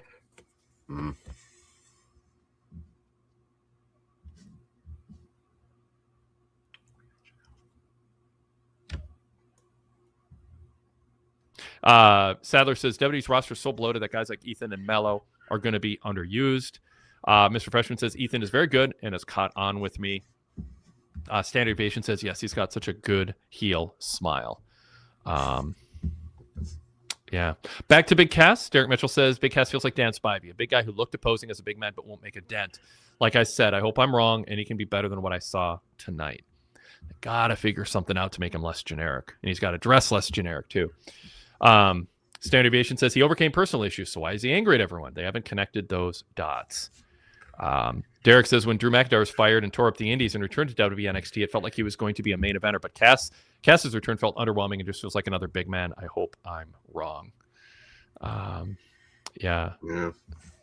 Cavante Small says too many undercard talent, lack an identifiable personality. Braun's character is unhinged, cerebral, and explosive, but those characteristics need mini stories wrapped around them. Darrell, and we'll bring him on here. In today's world, you just need to show the world who you really are and let them find what they like about you and let them tell you. Then from that, lean into what they say while giving more. All right. So let's bring Darrell on and hit a couple other topics and get his thoughts. Darrell, welcome to the show. How you doing tonight, you guys? Doing good. Good. But yeah. So I will start off from where y'all was just at with the big cast and introduction and stuff like that. I know y'all was talking about moments. The moment with Oba and Braun, this moment of big cast coming back and things like that. I think they went away from stories. They killed 3 things when they let Big Cass just come back and do what he did. For weeks, Ethan Page been getting wins. He got one over Rey Mysterio in a cool fashion, heel fashion. He been doing good heel work with him and Rusev and stuff like that. He had been winning. He had been getting heel reactions, what they need right now to build people up as heels and not have heel moments like what you did with Big Cass. And you need to do more what you've been doing with Ethan Page. You ruined a match that you've been telling the story with him and Javon Evans, where Javon Evans been bouncing back, saying that he's gonna take stuff more serious and come up. You could have led that on and made that match even bigger. You killed Javon Evans, who needed that, with the same thing that you just did on a couple of Fridays ago with Baron Corbin, who Big Cass, Baron Corbin got the same initials in their name, BC. And they came and jumped 2 similar type of guys who need to continue to be building. And you saying, especially after you just had your new top leader of the new school talk about the new school and leading them, and then you had a new school person come out there and get beat on and made look for somebody who old, who you trying to get over, and you don't know what type of story you're gonna tell with them. I think, like y'all said with Triple H, they looking for moments and calling it cinema, but they don't have no story, which makes the cinema. So that's what I think they ruined just right now. Yeah. I mean, I agree. Josh, you want to add anything to that or push back anything? No, I just want to agree emphatically that like, and what's weird is they bring Cass back. Now you like to hope that like Javon in the end of this feud, if it's even a feud, that Javon gets the win over the bigger guy, right? But they're bringing Cass back with no personality, nothing established. So they're probably going to go ahead and let Cass get the win over Javon so they can build him up for Ova. And the same thing they did with Trick. Like, he's when you bring a guy like that in, you should be doing it to build up your young talent you already have, like Trick, like Javon. And my concern is neither one of them is going to be any further over by using Baron Corbin or Big Cass in this situation. Big Cass looks like the local tall guy at the gym who trained with a local indie wrestler who's been around for decades and now charges X amount to train you to wrestle. And he comes out in his jeans and his boots and without a shirt and thinks that's who I am. I'm tall. I've got I have an intense look and big blue eyes, and I'm going to do some big man moves, Matt Morgan style, and be really intense and scary. And it's like, that's not distinctive. It's not, it's like, there's no motion there. Like in his hair, it's just, his hair's bad. Just it's pulled back. Like, get a haircut where it's like, if he's going to be like, I'm mad at the world, like give him a haircut that's mad at the world and have it be frazzled and bed hair. Or so, I don't know. Like there's just brainstorm, come up with something. I'm not saying with a serious tone, have him wear face paint, but like give him something, you know what I mean? Like, he doesn't need tassels, he doesn't need face, but there's something other than a guy in black jeans and boots who's leaning into the camera. I just really, he looked too clean and generic. He's super, like I don't know. I mean, but maybe he just doesn't. I mean, like Chad Gable is a whole other topic, you know. He's not clicking, you know. I mean, he's walking into the building with sunglasses on, looking like he's a heel, you know, like it's like Gino Hernandez, who just won the American title in world class. Like, look at me, I'm the best ever now. It's like, it was weird, kind of a tone deaf presentation. And then he's like desperately trying to get the crowd to cheer him, but he's not Daniel Bryan. He's not. There's something about him that just, he seems like a nice enough guy, but fans they don't feel like they've been on a journey that they care about with him. And his niche was what he did as a heel, as a lower, you know, kind of lower mid-card heel. And the clapping thing, I don't know. It you know, Todd said it kind of felt sad, you know, watching what happened in Minneapolis. I get that. And I called it, you know, I said for weeks, nobody here, I live here, nobody here cares about Chad Gable other than his family. You know, I mean, people are polite. We're polite. We're a polite group. We'll cheer, we'll clap, but we're not going to like go bonkers for you. And it just feels like he's struggling out there. And again, I think I brought this up for this reason. They don't seem to have an eye for what Chad Gable doesn't have that others have who get more over than their push. They don't, like Paul Levesque and his crew, they just don't seem to see. Like, it was obvious Brian Danielson had something from like early stages in ROH. There's something there. Adam Cole had something. Kyle O'Reilly, probably not. Roderick Strong, not really. John Walters did not in ROH. You know, like you knew back in the mid 2000s, like in that crew who had it and who didn't. Conan told me it's the Angel. Do you have the Angel? Do you have that thing that just is hard to quantify, but it's a connection with the crowd? Rey Mysterio had it. Sin Cara, number 2, did not. So they don't seem to like understand. They don't seem to recognize that. And it's like having an ear for AI generated rock versus an actual band that has emotions and practice in a garage and all that. And so that goes to where I think they're going to potentially fail here with Big Cass. Like they don't look at Big Cass and go, well, we need something extra before we debut him. They don't show that they're a good judge of that at this point. If it's turnkey like Jacob Fatu, run with it. But they don't seem to recognize when someone doesn't have it. Yeah. Go ahead. I know I kind of went off track a little bit there, but I wanted to wind it back to Big Cass. And, you know, Javon has something. Like, obviously, there's something there. Protect it. Ethan Page, in a very different way, has something. Joe Hendry, I'm sorry, he doesn't. Like, yeah, there's a one-note, fun little thing. But there's not enough there to have him do anything other than what he did tonight, which is fine. Have him be the jobber to the stars. Vision 3 goes, Gable's a perfect example when most wrestlers say they like being heels more. He had so much more about him as a heel. As a face, he's generic as hell.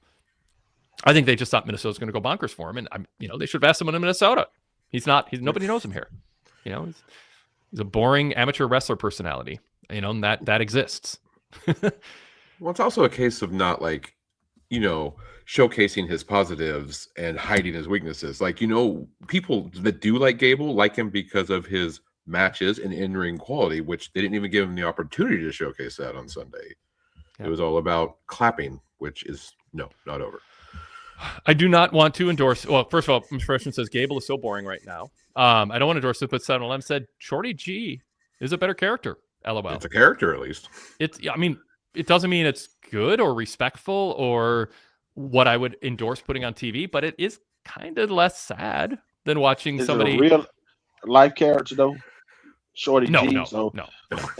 I can call anybody Shorty G as long as you got a name of a G and you short. Shorty G. Yeah. I just think they went in tune with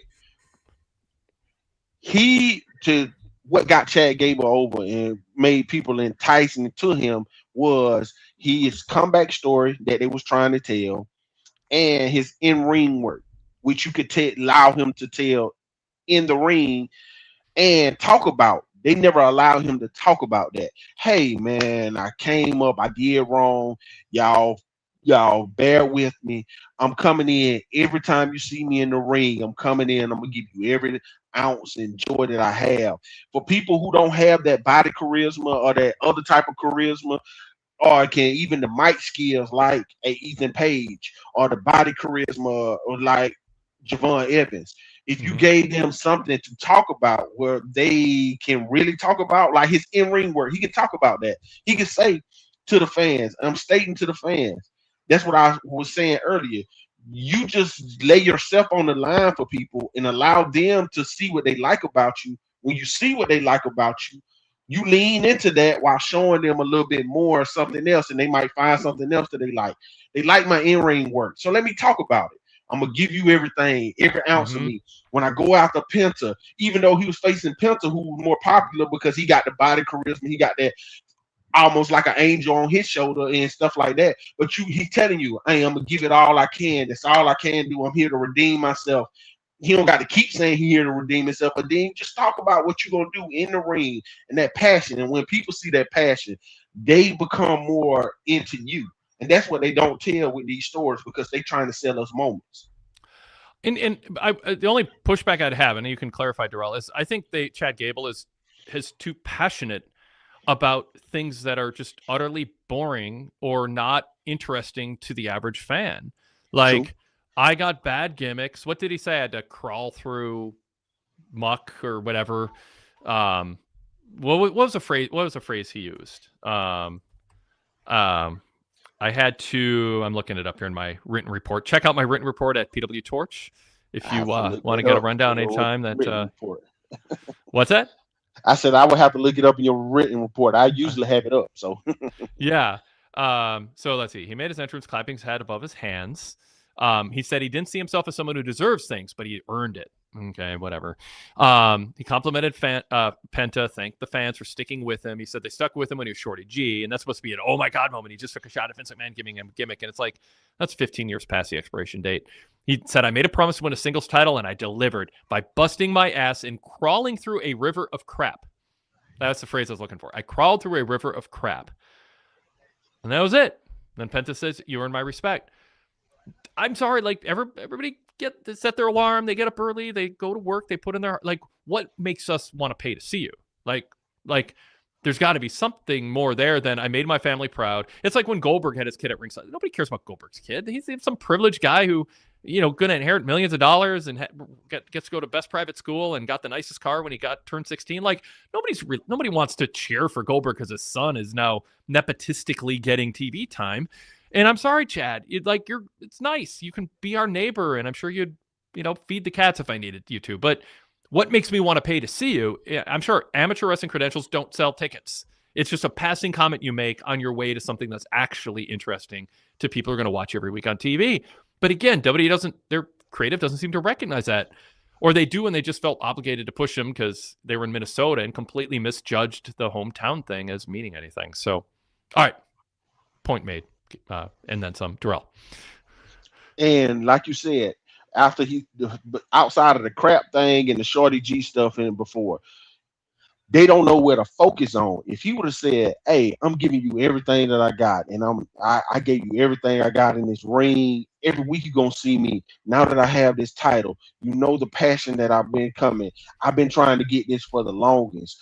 Do something in my career. Have this single title. Now that I have it, it's just the beginning." And talk about how he's gonna be a specialist in the ring. You won't see a slip up on him in the ring, and just state his purpose, what he's good at, which is his in-ring work, and let him state that.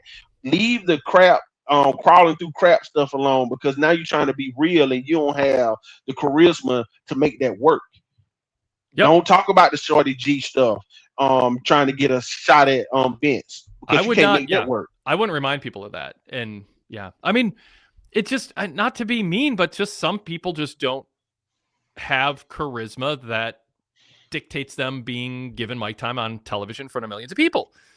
But the thing is, I've enjoyed other things Chad Gable has done. Like Goodfellas says, Gable should have beaten Gunther. I mean, there was a time when he was hotter, and it's just part of this. It's just too late. He just had been defined down and all over the place. And then, as Standard Deviation says, epic crowd reactions in Mexico don't translate to great crowd reactions in North America. Well, I will say Mexico's North America, but nevertheless, I know what you mean. And B Mills 6176. Hey, B Mills says Sadler Vision 3. I agree. Penta should have never lost the IC title.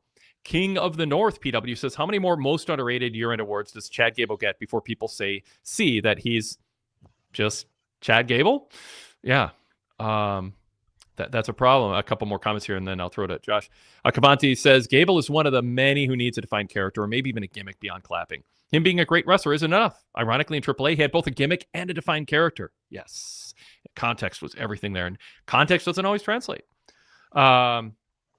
Crofton says, I feel like if they strike when the iron is that they strike when the iron is cold. Chad had a great match with Gunther for the title when people wanted him to win. It feels like they're trying to recapture that fleeting moment. Yes. 7-Eleven says Chad loses the title in a month. I'm calling it. Sadler says, I thought he should not have mentioned being a scumbag that mocked the lucha culture for a year and then realized the bad guy he'd become and changed for the better.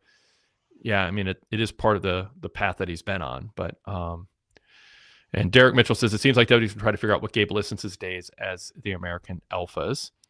I remember that group, and that added charisma to Jason Jordan, who didn't have it. So I don't see him in moments add charisma, but not with the typical type of way.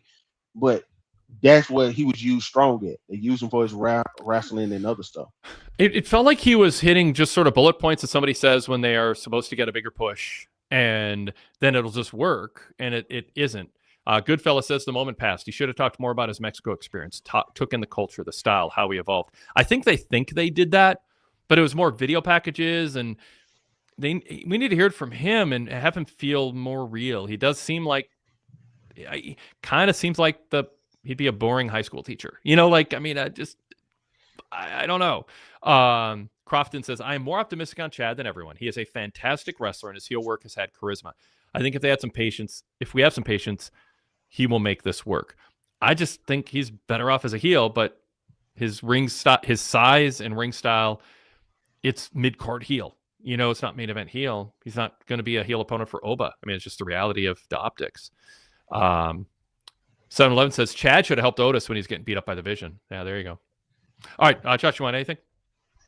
No, I do agree with 7-Eleven on that, though, because Otis and Tozawa, there's people getting strong babyface reactions way better than Intercontinental Champion Chad Gable. Yep. Talking about missed opportunities. Yeah, that was just that's right there.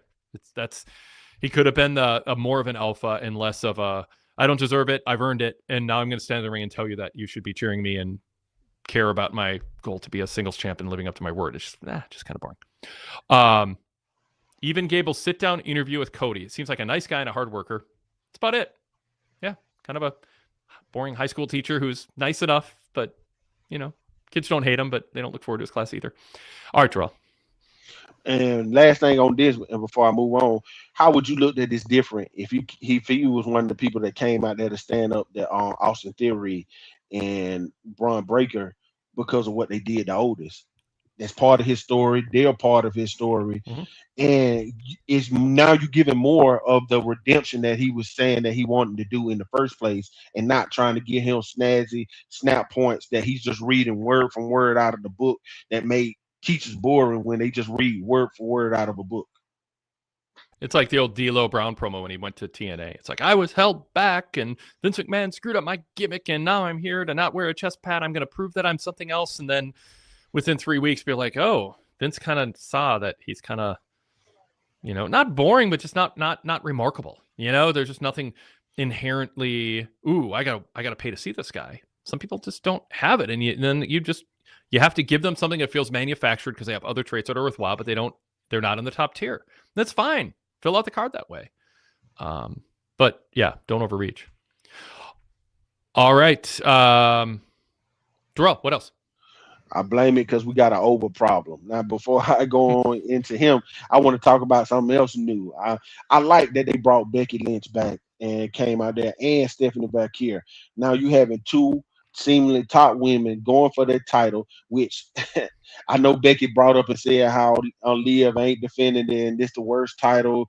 She's the one who can get away with saying stuff like that because how she said, even with her inflection, her Irish sounding ways and stuff like that, she can get away with some of the stuff that she said, and it she set up perfectly for Stephanie to come out there and get a big pop as somebody we haven't seen since WrestleMania and stuff like that. Now they done entice some certain stuff with Liv. I know people say Liv don't seem like a top women's champion, but if you surround her with the right cast, she can work for now because she is an ignoring heel, which rubs off the wrong way and stuff like that. I want to see where that come, but I like what Becky Lynch did. You kept her off TV. You turned her husband face after that match from Sunday and stuff like that. Now you putting her back in the man role, and I want to see how those three people work with each other. So what I want is to not be gaslit, and people will use that phrase, and I don't think it fully applies here, but I can't think of a better phrase. Becky's back, and suddenly she's standing up to Liv. Can the announcers just go, wait, where has this Becky Lynch been all along? Standing up to somebody like Liv instead of annoying us by pestering people who are good people and being obnoxious. This is who we always wanted Becky to be. This is who we wanted her to use her acerbic wit and bravado against. I'm like this version of her, but where has she been and what brought her here? And then there should be a story. There should be something that she says as a connective tissue. It's sort of the Tiffany friendship with drawing a blank. Who's Tiffany friends with now? Oh, Chelsea Green. Chelsea Green. Yep. I had Maxine in my head, and there was not room for Chelsea and Maxine in my head at the same time for some reason. So Chelsea, Tiffany was reluctant and found Chelsea annoying, and then the next week, and I know this is true because Javier binged all the WWE, like a month of WWE because he was too busy to watch in real time. He's like, yeah, there was nothing missing. It's not like you have a bad memory. They're besties. They never had that connective tissue. Own it. Own her path. This is weird. Why are we cheering her now? Oh, it's just cinema and she's a star. Like, it's okay to actually tell a story and have Becky just look at the crowd and go, you know what? I've been kind of annoying. And you know how I realized that? Because I saw Liv in me. And I don't want to be that person. Whatever. I say that illustratively, not because it's this well thought out best option, but that's illustratively what I'm saying. Like, give us something that makes us go, oh, that's why she's doing this against her now instead of being obnoxious against people I liked before, or have the announcers at least ask the question and then it gets addressed later. They don't do it. Just like, oh my God, she's back. We haven't seen her in 2 months. That's it. Josh, am I wrong? Did that jump out to you, or what do you think? No, that was my immediate thought was, why is Becky coming out to confront Liv? She's obviously a heel. And she even used her heel line, like, it's not just me saying a thing, which don't get me wrong. I like face Becky. I want to cheer Becky generally. Yep. I liked her heel character. Yep. So I'm fine with it, but you're right. They're not connecting the parts. But you know why? Because Becky coming back is a moment Yep. And that's what people will see on social media, and everything that led up to it or happens after it is irrelevant. So they're not going to put any thought into that. Yep. And yeah, but Liv at least is a disliked heel. I am interested to see a face Becky against a heel Liv and a face Stephanie against a heel Liv also. Like you noted, like the Io and Liv match at SummerSlam, like did much better than I would have expected. Like I wasn't expecting a classic because Liv is Liv, but like they had the crowd behind them the whole time and delivered a good match just based on crowd reaction. And I think both Becky and Stephanie obviously has done it with her before, but I think Becky, especially from a character perspective, can make that feud work really well. So I'm excited for it, but they didn't do the work to get there. They just said, we're here now. It is. We have a moment. We're going to insert moments into the show. We had moments with Randy. We had moments with KO. We have moments with Becky. We have moments with Vaquer. And you can tell they're heavy-handed selling. Oh my God, it's Stephanie Vaquer. How many people are like, was she gone? Like, I mean, like, were people really counting down the day? Like, I mean, I'm not dismissing her, but it's not like she was a fixture for years and she disappeared and that's all anyone's been talking about. It's like people come and go all the time, and they wanted this. It's everything just so heavy-handed. It's just this. Oh my God, Vaquer's. Well, yeah, she was gone and now she's back. Why was she gone? And now she's back. That happens. This isn't KO. I get. Like that. Okay, that's a big deal. He's back. But Vaquer, like, I don't think that's something you advertise ahead of time. Like, oh, Stephanie Vaquer's back. Like that. It just, it's not like this big, oh my God moment. It's like, oh, she's back. She was injured. She was doing something else, whatever. We're happy to advertise she's back. That's her slot at this point. She's not a legend. Becky, yes, it's a big moment, but think it through. Give us a story. Explain the connective tissue between who she was and who she is now. And they just don't think that matters. Everything is just so scrolling on the cell phone ephemeral. It's frustrating. It's not hard to fix. It's just little extra thought, a couple extra comments, and then it's taken care of. Crofton in the chat says, I think Becky can cut that promo next week. This works well for a return. I agree the announcer should do more, but Becky coming for the title makes sense. No other rationale needed. Crofton, that's fine. And I agree with you. What I'm asking for is the announcers. Just to go, I hope we figure out what's going on with Becky. Why? I wish she had stood up to people like Liv before. Like, just something along those lines. So as a viewer, you're not going, are we just pretending she wasn't someone you wanted us to boo and root against? And now we're suddenly like, just give us that. Yeah, she can cut that promo, but will she? Recent history doesn't give me any hope that they're definitely going to address that, because they have a history of just not addressing things that are inconvenient. Right, and we'll find out Friday if they address whether the vaunted, we're going to finally find out who's better between Punk and Cody, really mattered at all, or we were just fools to buy into it because the moment supersedes it. With Randy. And they sit here sell they sell us moments because they want to lie to our intelligence. They want to lie to our intelligence. They want to lie to our faces. Because right now they are story broke. They don't have no money in the bank for stories. They have no money there. They negative 100. So they selling us moments, and then they have who's supposed to be our narrators, who are the announcers. You can't narrate nothing if you don't have a story to tell. Mm-hmm.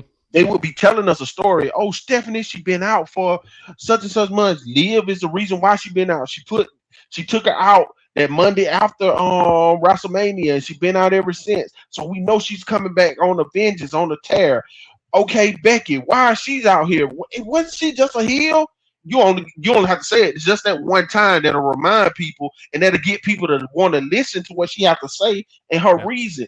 That's the simple story. They so broke bank-wise in the story that they don't even see those little small stories that keeps people interested. That's why I say the moments that they gave us tonight is people struggling to find something and ruining people while they struggling to find it because they want to give us moments.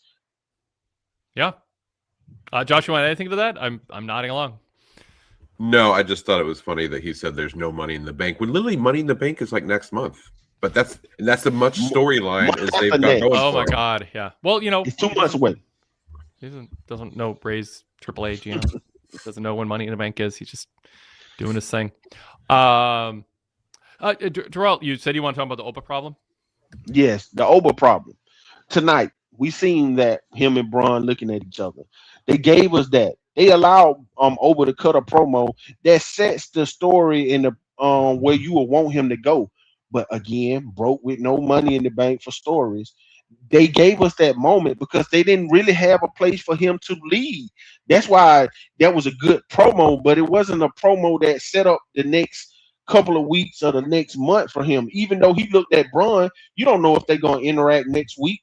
You don't know if the character of Braun can give you something outside of that look that he gave in that jealousy stirring in and stuff like that, because you got to follow up with something in more than a week.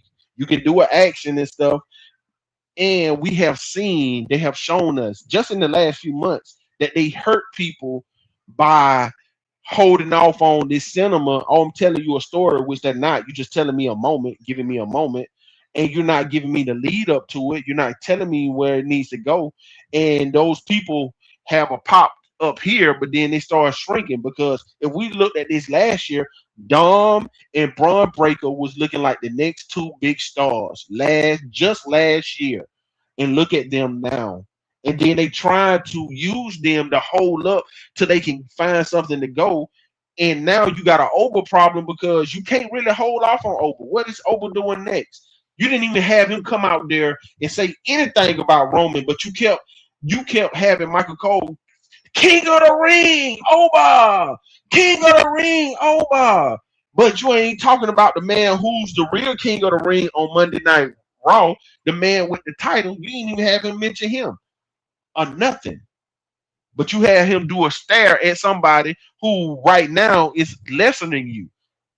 You were staring at your Seth Rollins, and I'm pretty sure we're gonna get Oba and Braun match that's similar to Seth and Roman, what we just got, and they seen that fail, especially when you don't tell it a good story. Now they so playing stuff and trying to build a story in the ring, which you should have already did the work before you got here. So we have an Oba problem, like you announced a while ago, and it has gotten worse because the people follow Oba, but they didn't really feel all the way in it. They didn't follow him outside the ring.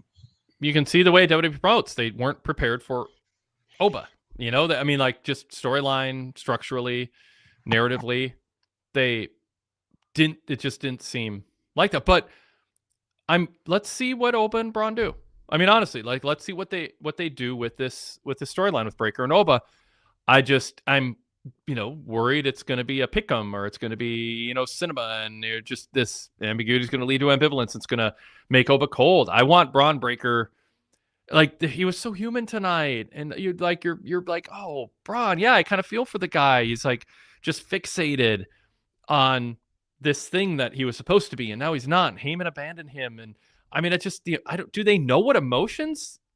I mean, am I wrong? Like, are we not watching Braun Breaker and feeling kind of sorry for him and kind of rooting for him to kind of like stand up? Like Josh, were you watching this? Go, I can't wait for Oba to beat up Braun. No, it is also partially the thing. Like, part of Braun being upset is that his guy Paul Heyman has apparently chosen a new guy. That's understandable. I think he can have those emotions and still be a heel. Like, it's nice to know where a heel is coming from, like what's fueling their heel tactics sometimes. But yeah, either that was really good acting, or Braun was genuinely upset and didn't know what was going on in the storyline, which is also possible. But the Oba problem is, as Darrell has stated, like, he won the King of the Ring, and we gave him crap for just going after Brock instead. That was a big match, good. But like, he should be coming back immediately and be like, all right, now that I got that out of the way, I'm King of the Ring. I'm going for the title. Yeah. And exactly. he didn't address that at all. He addressed nothing and then stared down Braun. And hopefully we even get that match. They might put it off until Royal Rumble. You never know. Michael Cole said, Oba claimed he was there to lead the place, but Breaker clearly took offense to that. That's so neutral. Like, the commentary is so just neutral. It's okay to say, like, help us understand what you want our emotional reaction to be, other than kind of dispassionate intrigue with cinema. Like, there's just this, well, okay, Yeah, that is factually true. Braun definitely seemed to think, I don't want Oba to think he gets to lead this place. That was my spot, but I didn't really resent Braun for feeling that way. It just felt like a natural human reaction. I didn't feel like I was in favor or against him having that reaction. It just was, but that's not going to get me to buy a ticket and go, drive across town and pay money for parking and watch that. It's just like, how do you want me to feel? Make me feel a certain way about this. And it is. It's like I'm interested in it as like a TV viewer, but it's not money. But we'll see. Give it this. It is very new. Derek Mitchell with the super chat. Thank you, Derek. Once again, says I hope that Oba versus Braun happens down the road instead of the big Easter egg of Braun and Jacob from the stare down from down 2 years. So, yeah. I mean, I don't know when I think you can do Braun and Oba if it's part of a story. And you can do it soon, and then use that when you really go with them later, once the roles are more established. But I don't know. I mean, I don't have just blind faith that this is gonna have a payoff, but I'm not ruling it out either. It sounds like you asked for them to have them pick a side. You haven't everybody, even the announcers, pick a side. It's nothing wrong picking a side. Or be prompted to frame something that we are all seeing and underline it. And I didn't see any reason to feel resentful of Braun, or I felt more sympathetic. I felt like, oh, yeah, he is kind of being left behind. Paul Heyman abandoned him. He was sort of joked. But I don't know. I mean, he didn't do anything wrong to Joe Hendry. He just speared him and beat him. I mean, Theory was supposed to get the heel heat, but Braun was gone when that happened. He didn't participate. So I don't know. But I don't know if that's intentional or they just have abandoned that as a thing that you do. That's the problem. I don't know how I should read into it. 711 says, have Braun attack Oba. That's easy.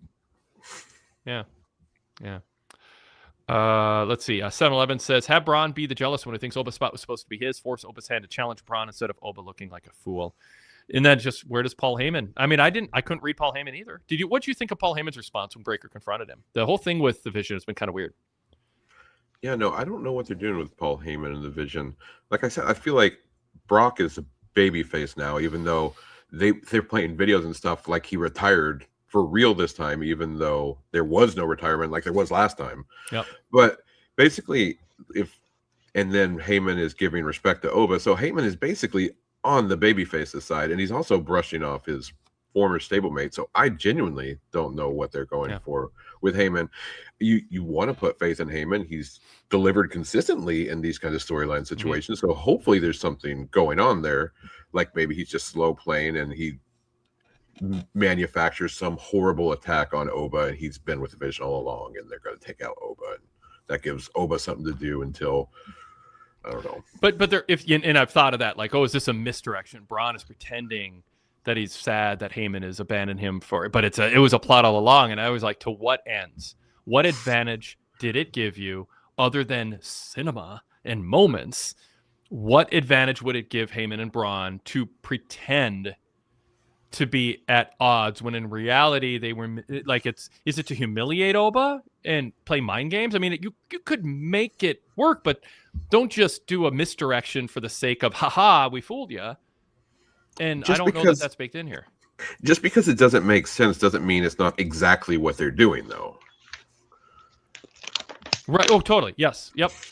Standard Deviation says, I read into Heyman's response as him expecting Braun to show jealousy, and it was like, there it is. I thought Braun would react like that. So, we'll give them time. Well, this is chapter 1 of this, or whatever. It's the beginning of this chapter of this story, so we'll give them a chance here. By the way, 711 says, Oba's acting like he's already been champion and done it all and wants to lead the new talent. Like, son, you are the new talent. I mean, they got to be careful.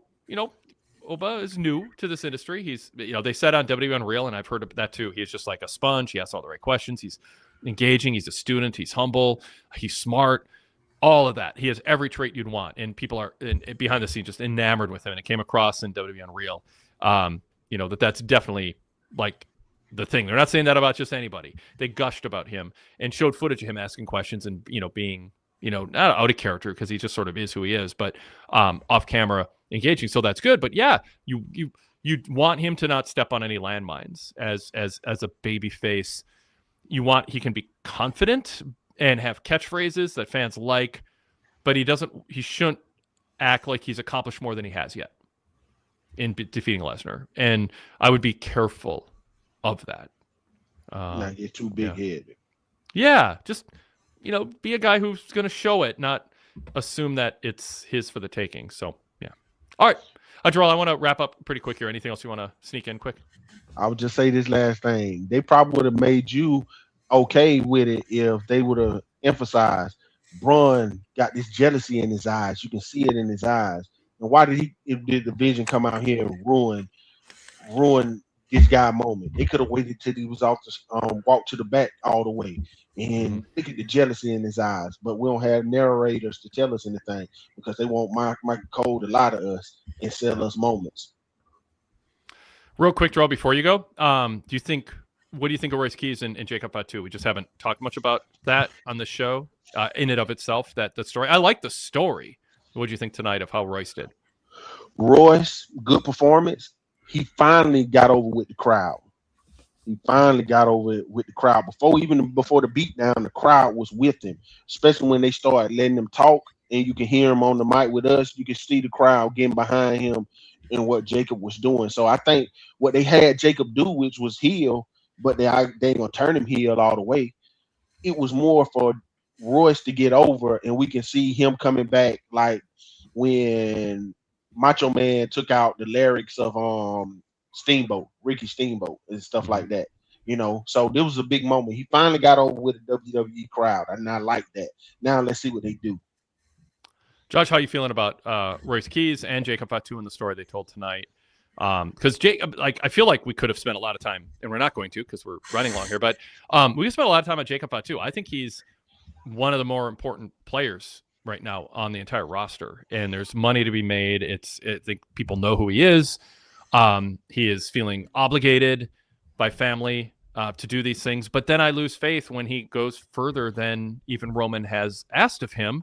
And so it makes me question whether he is a man of honor, because he didn't need to try to end Royce Keys' career. The friendship cratered. No, it didn't. They just are going to have a fight. Like, that's not friendship cratering. Like, I feel like their wording that they carefully think through and script in their talking points doesn't really match what we saw. And that's why I'm losing confidence in Paul Levesque and his creative team. I'm losing confidence in their ability to recognize the story they're telling and the words to attach to it. And their friendship didn't crater. It's just Jacob chose family over friend. And we're to believe he has mixed feelings about it, I think. But then the main event happens. He doesn't have mixed feelings. He's just trying to kill him. Yeah, I'm with you. This is the story, in theory, I think is good. It's kind of a classic story of two friends split up by allegiances, in this case, to family. This is a classic story and not complicated. It could be told pretty simply. But what they've done is, we don't know if we're supposed to cheer Jacob Fatu. We liked him when he was going up against Roman the first time, but not the second time. But then we liked him when he, showed his allegiance to Roman because he's a man of his word, and Roman's a face apparently. So we have no idea. And I'm with Darrell. I think Keys finally got a good reaction towards the end of that match, but also at the end, the crowd was also chanting Jacob because they wanted to see him, I assume, continue murdering him. Apparently, the Tongan death grip now causes you to bleed from the mouth, or he ate a packet of cherry Kool-Aid right before the match and it just came up there. But that was excessive for a friend, even a friend whose allegiances are split. So I don't know what they're trying to do with this story. And I don't know if, is Keys off TV for a while and he comes back and gets revenge? I could see that. That's a storyline. But do we want him to get revenge on Jacob? We like Jacob, I think. Yeah. And that's the thing. I mean, yes. I mean, the story here is the Miz Mizdow thing. I mean, it's just, we saw it earlier in the show, a serious main event version of it, obviously, where Roman's being a jerk to Fatu, and Fatu is just, we should see just subtle signs, not enough for Roman to conclusively decide when watching it back that Fatu is second guessing his loyalty to the family and the bloodline and his tribal chief, but we should see in his eyes it's taken a lot for him to bite his tongue, and he does feel like he's being tested like in a way that's unfair. Like what I want to see in Fatu is is Roman. I lived up to my word. You beat me. I acknowledge you as my tribal chief. I am a loyal servant, but treat me like I deserve. I deserve respect. I'm a man. And I have held up my end of the bargain. You don't need to be this domineering and this so disrespectful. And it should feel like it's testing his patience, in that he is a reluctant warrior for Reigns' sadistic instincts to go after anyone who's a threat to the family or a threat to the loyalty that Jacob has to the family. I would have rather had Roman be a heel and come to the ring and not at Fatu or send him back to the ring. And that's when Fatu did that. But Fatu did it voluntarily. And I think what we're supposed to read into it, if we're generous, is Roman told Fatu off camera, show no mercy. You know, the villainous karate instructor or Karate Kid. Like, what is it? The slogan, you know, no mercy, no whatever. Like, we're to believe that's what Roman instructed him to do. So it's still there. But again, the announcers aren't asking the question. Like, I feel like I'm giving more headcanon to this than the announcers, who are just regurgitating kind of baseline, underwhelming talking points that are too neutral and aren't pulling out of this what I think is there to be pulled out of it, which is, you're not giving anything away by saying the obvious. Is Roman pushing it with Jacob? Jacob's done everything Roman asked, but is Roman pushing him too far? Ask that question if that's a story you're telling.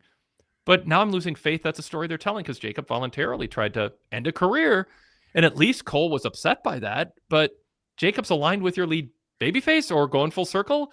Maybe Roman isn't, and we're just naive, even though I don't know. That's the hashtag. I don't know. Josh. Hashtag I don't know either. But I like Jacob. I love when he pushes back, when he's like, I served the tribal chief, like when he's given Jimmy and Jay stuff, like, hey, I'm not taking it from you. I'm here for Roman. He feels like a babyface in a heel group, except for, again, the leader is also a babyface that's a heel, and Jimmy and Jay are over at the crowd as heels / baby faces. It's just all too muddled to even tell a coherent story, which they're also not doing well. Yeah. Derek Mitchell, super chat. Thank you, Derek. Both are from North Cali. In street culture, Jacob and Royce had what is called a friendly fade, even though Jacob took it too far. Yeah, I mean, that makes sense. Crofton says, I think WWE needs to delay over Roman, and Jacob is going to be a big roadblock. They're interested in setting up a strong obstacle. Jacob will not break free until after Roman loses the title. I just think you need to make sure Jacob's babyface character has integrity, that we look back and we go, he only did what he felt forced or pressured or strong-armed into doing. Even if he took it too far, sometimes it was always at the direction and orders of the tribal chief, who was sadistic and took things too far because he's a narcissist who used Jacob as a weapon in a way that went beyond what Jacob in spirit agreed to when he acknowledged him as his tribal chief. That should be true to every action Jacob Fatu takes, and that was not what happened tonight. Goodfellas says, is Roman losing the title the way Jacob breaks free? Doesn't he have to beat him to break free? Yes, he doesn't beat him. He has to break free and then challenge him and then beat him. I think, by the way, it's an interesting point. Can Jacob tell Roman you've gone too far and break away without beating him first? Because that was a stipulation. If he loses, he'll be obligated. I mean, I think there's some. If he asks him to go too far, I mean, I think there's room for him to go, no, you've gone too far. There's room for it, but they haven't explained whether or not there's room for it. Yeah. I feel like he does have to beat Roman to get out of it. Or I think part of the tribal chief thing is being world champion, though, right? So if Roman loses the belt, then Jacob would be free of his thing, maybe. I don't actually know, because they haven't explained it very well. I think the tribal combat is built into that somewhere, where him losing in that particular stipulation is partially why he's held in abeyance by Roman. But again, we're putting together possible how we got here and where we're going, where they are not putting together anything coherently that we could follow. We're like picking up breadcrumbs that may or may not be leading where they're trying to lead us to. Yeah, yep, exactly. I mean, we're doing in 2 hours, I think, more work than they are, and they're rushed to get through all these TVs. I don't know. Hashtag I don't know. All right, sorry. Good fella, I can see that. It feels like actually, let's see. Was there a comment before that? The chats keep bumping up and then I clicked the wrong button. Crofton says, I just think they're passing the Jacob story right now. I think he will beat Roman for his freedom, but after he loses the title to Oba. Good fella, I can see that. Feels to me like Jacob versus Roman's the eventual match. You have to pull the trigger on Jacob. I don't know. IDK. Karen Deep 9560 says, can someone tell me who's the heel and who's the babyface? Roman Reigns, Jacob Fatu, or the Usos? The booking is so confusing. Babyface is LA Knight. That's it. Yeah. That's it. We know that. And Sadler, says, yeah, the story would have made more sense if Roman was barking orders at Jacob, telling him to keep destroying Royce. So it's this unstated thing we have to assume, and I don't think there's value in it being unstated and assuming it. Crofton says, I also laughed at babyface GM Mysterio giving a job offer to Roman right after he endorsed bloody murder.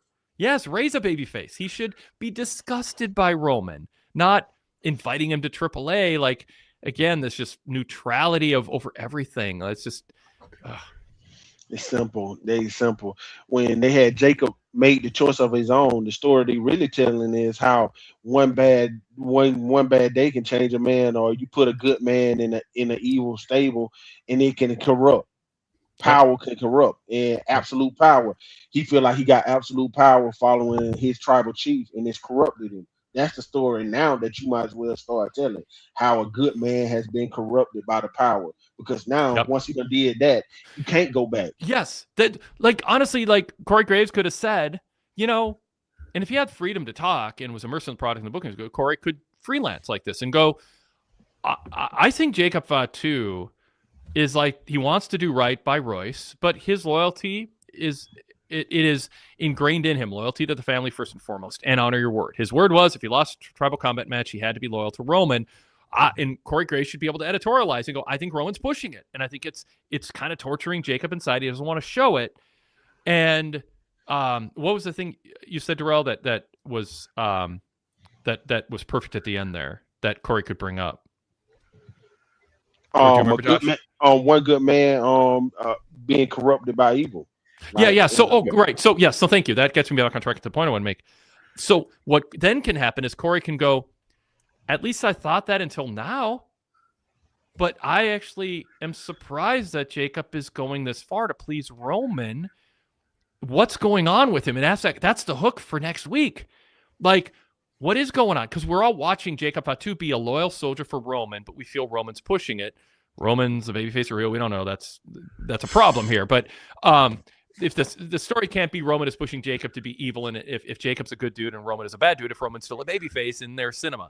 But if the story was, he's pushed him too far, then you go, is this a good man who's now getting corrupt? Is he enjoying the taste of blood, so to speak? Like he's relishing something that he had pushed down on. What's the word for pushed down on? Repressed. That he repressed something in him, and now this guy who'd become a good man and honorable is now in this environment where it's bringing out this side of him that's actually kind of scary for anyone who faces him next. And it's scary for Royce Keys, as we just watched tonight. All of that, I think, should be talked about if that's the story they're telling. That would help. Yeah. And you usually get the next person over. Crofton says, well, I assume Jacob will be suspended for this brutal assault, so we won't have to think about this for a few months, right? Of course. Yeah, right. Just like Oba suspended for beating up cops. Standard Aviation, I'd want to play it out like MJF and Wardlow. Yep. Yeah, definitely. Sadler says, to be fair, Jacob has been showing psycho tendencies when he feuded with Roman. I think they should have hid that character until now. Acknowledge it. It's there,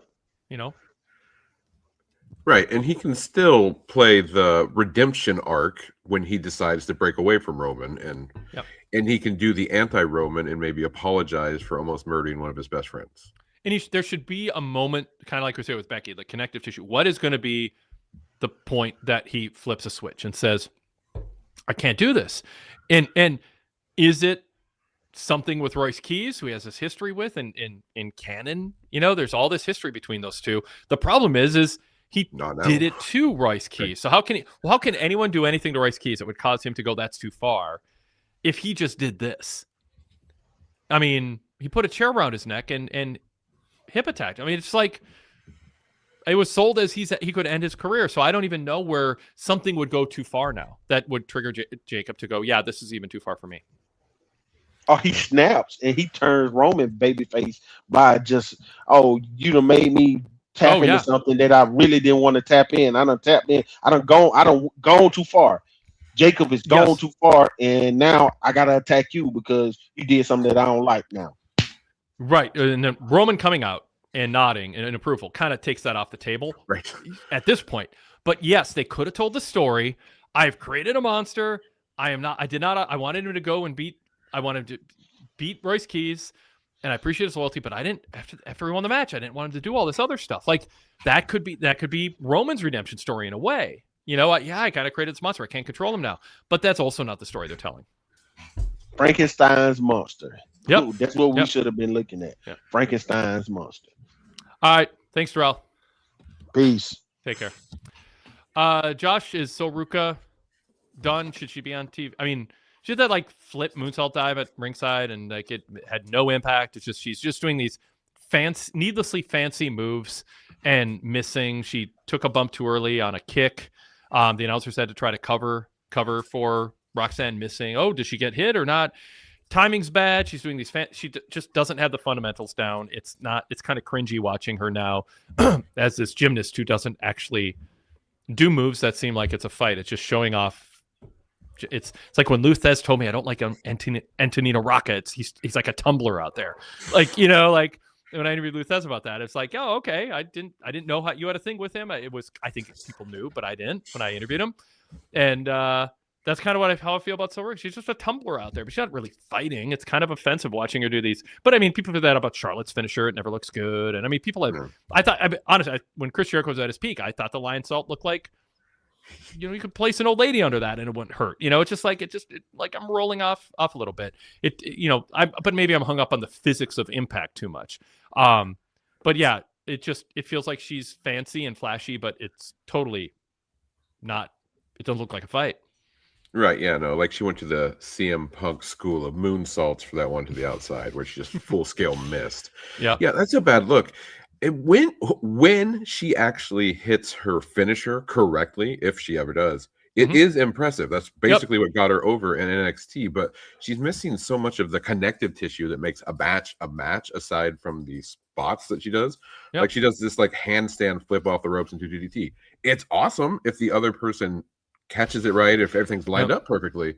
I think she would benefit from going back to NXT and getting the fundamentals situated, and maybe working on actually a character too. Like, is she a surfer? That's the character. I haven't picked up on that. My concern is they're just gonna put her in 6-woman tag matches with Stephanie and Becky against Liv and company, and that's what we're gonna see. And maybe she can pick up some stuff from Becky. Becky's a pro. Stephanie's good in the ring, at least. Maybe that's something for her. But like, it's every time she's. When's the last time she had a match where there wasn't like a huge noticeable issue, botch / screw up? She just isn't. She's not ready. And what you would like is to put her center on the house show circuit against Natty or somebody and tell her no dives outside of the ring, no moves off the ropes. Absolutely. Just learn to tell a story that way. It's the equivalent of writing in art. You know, my journal is like, you write an article by using words. You don't get to bold them. You don't get to underline it in pink. You don't get to swear. You tell your story in a sophisticated way using words, black words on white paper. Get her to learn how to do that, and then sprinkle in the other stuff when that foundation is there. But that they didn't teach her that in NXT. Her thing was, look at how dazzling and fancy she is. And it's a standard deviation calls it soulless high spots. He says she looks like a wrestler who learned how to do a moonsault on day 2 of wrestling school. Yeah, she would benefit from the New Japan like young boy treatment, like where they're only allowed to do like 6 moves and most of them are like headlocks. Like if you can do that and you can put together a match, then you can sprinkle in the impressive stuff and have a legitimate match. Sadler says, so is one of the bigger prospects they've had in NXT. Unfortunate, her confidence looks shot. Hope she can get it back and improve. Yeah, just it shouldn't be putting her on live TV. Yeah, her confidence should be shot if she's looked back at her matches. Yep. Josh, anything else you want to bring up? No, I think Saul Ruka was actually the last thing I wanted to add there on the end, but you beat me to it. Cool. Well, thanks. I enjoyed this. That's great. Big SummerSlam weekend. We've got our Wrestling Night in America shows up on the PWTorch Daily Cast. So if you haven't listened to those yet, search PWTorch in your podcast app, or you can stream them from our PWTorch website. If you search PWTorch, subscribe. The last we covered SummerSlam Night 1 and Night 2, different pairs of hosts and co-hosts each night.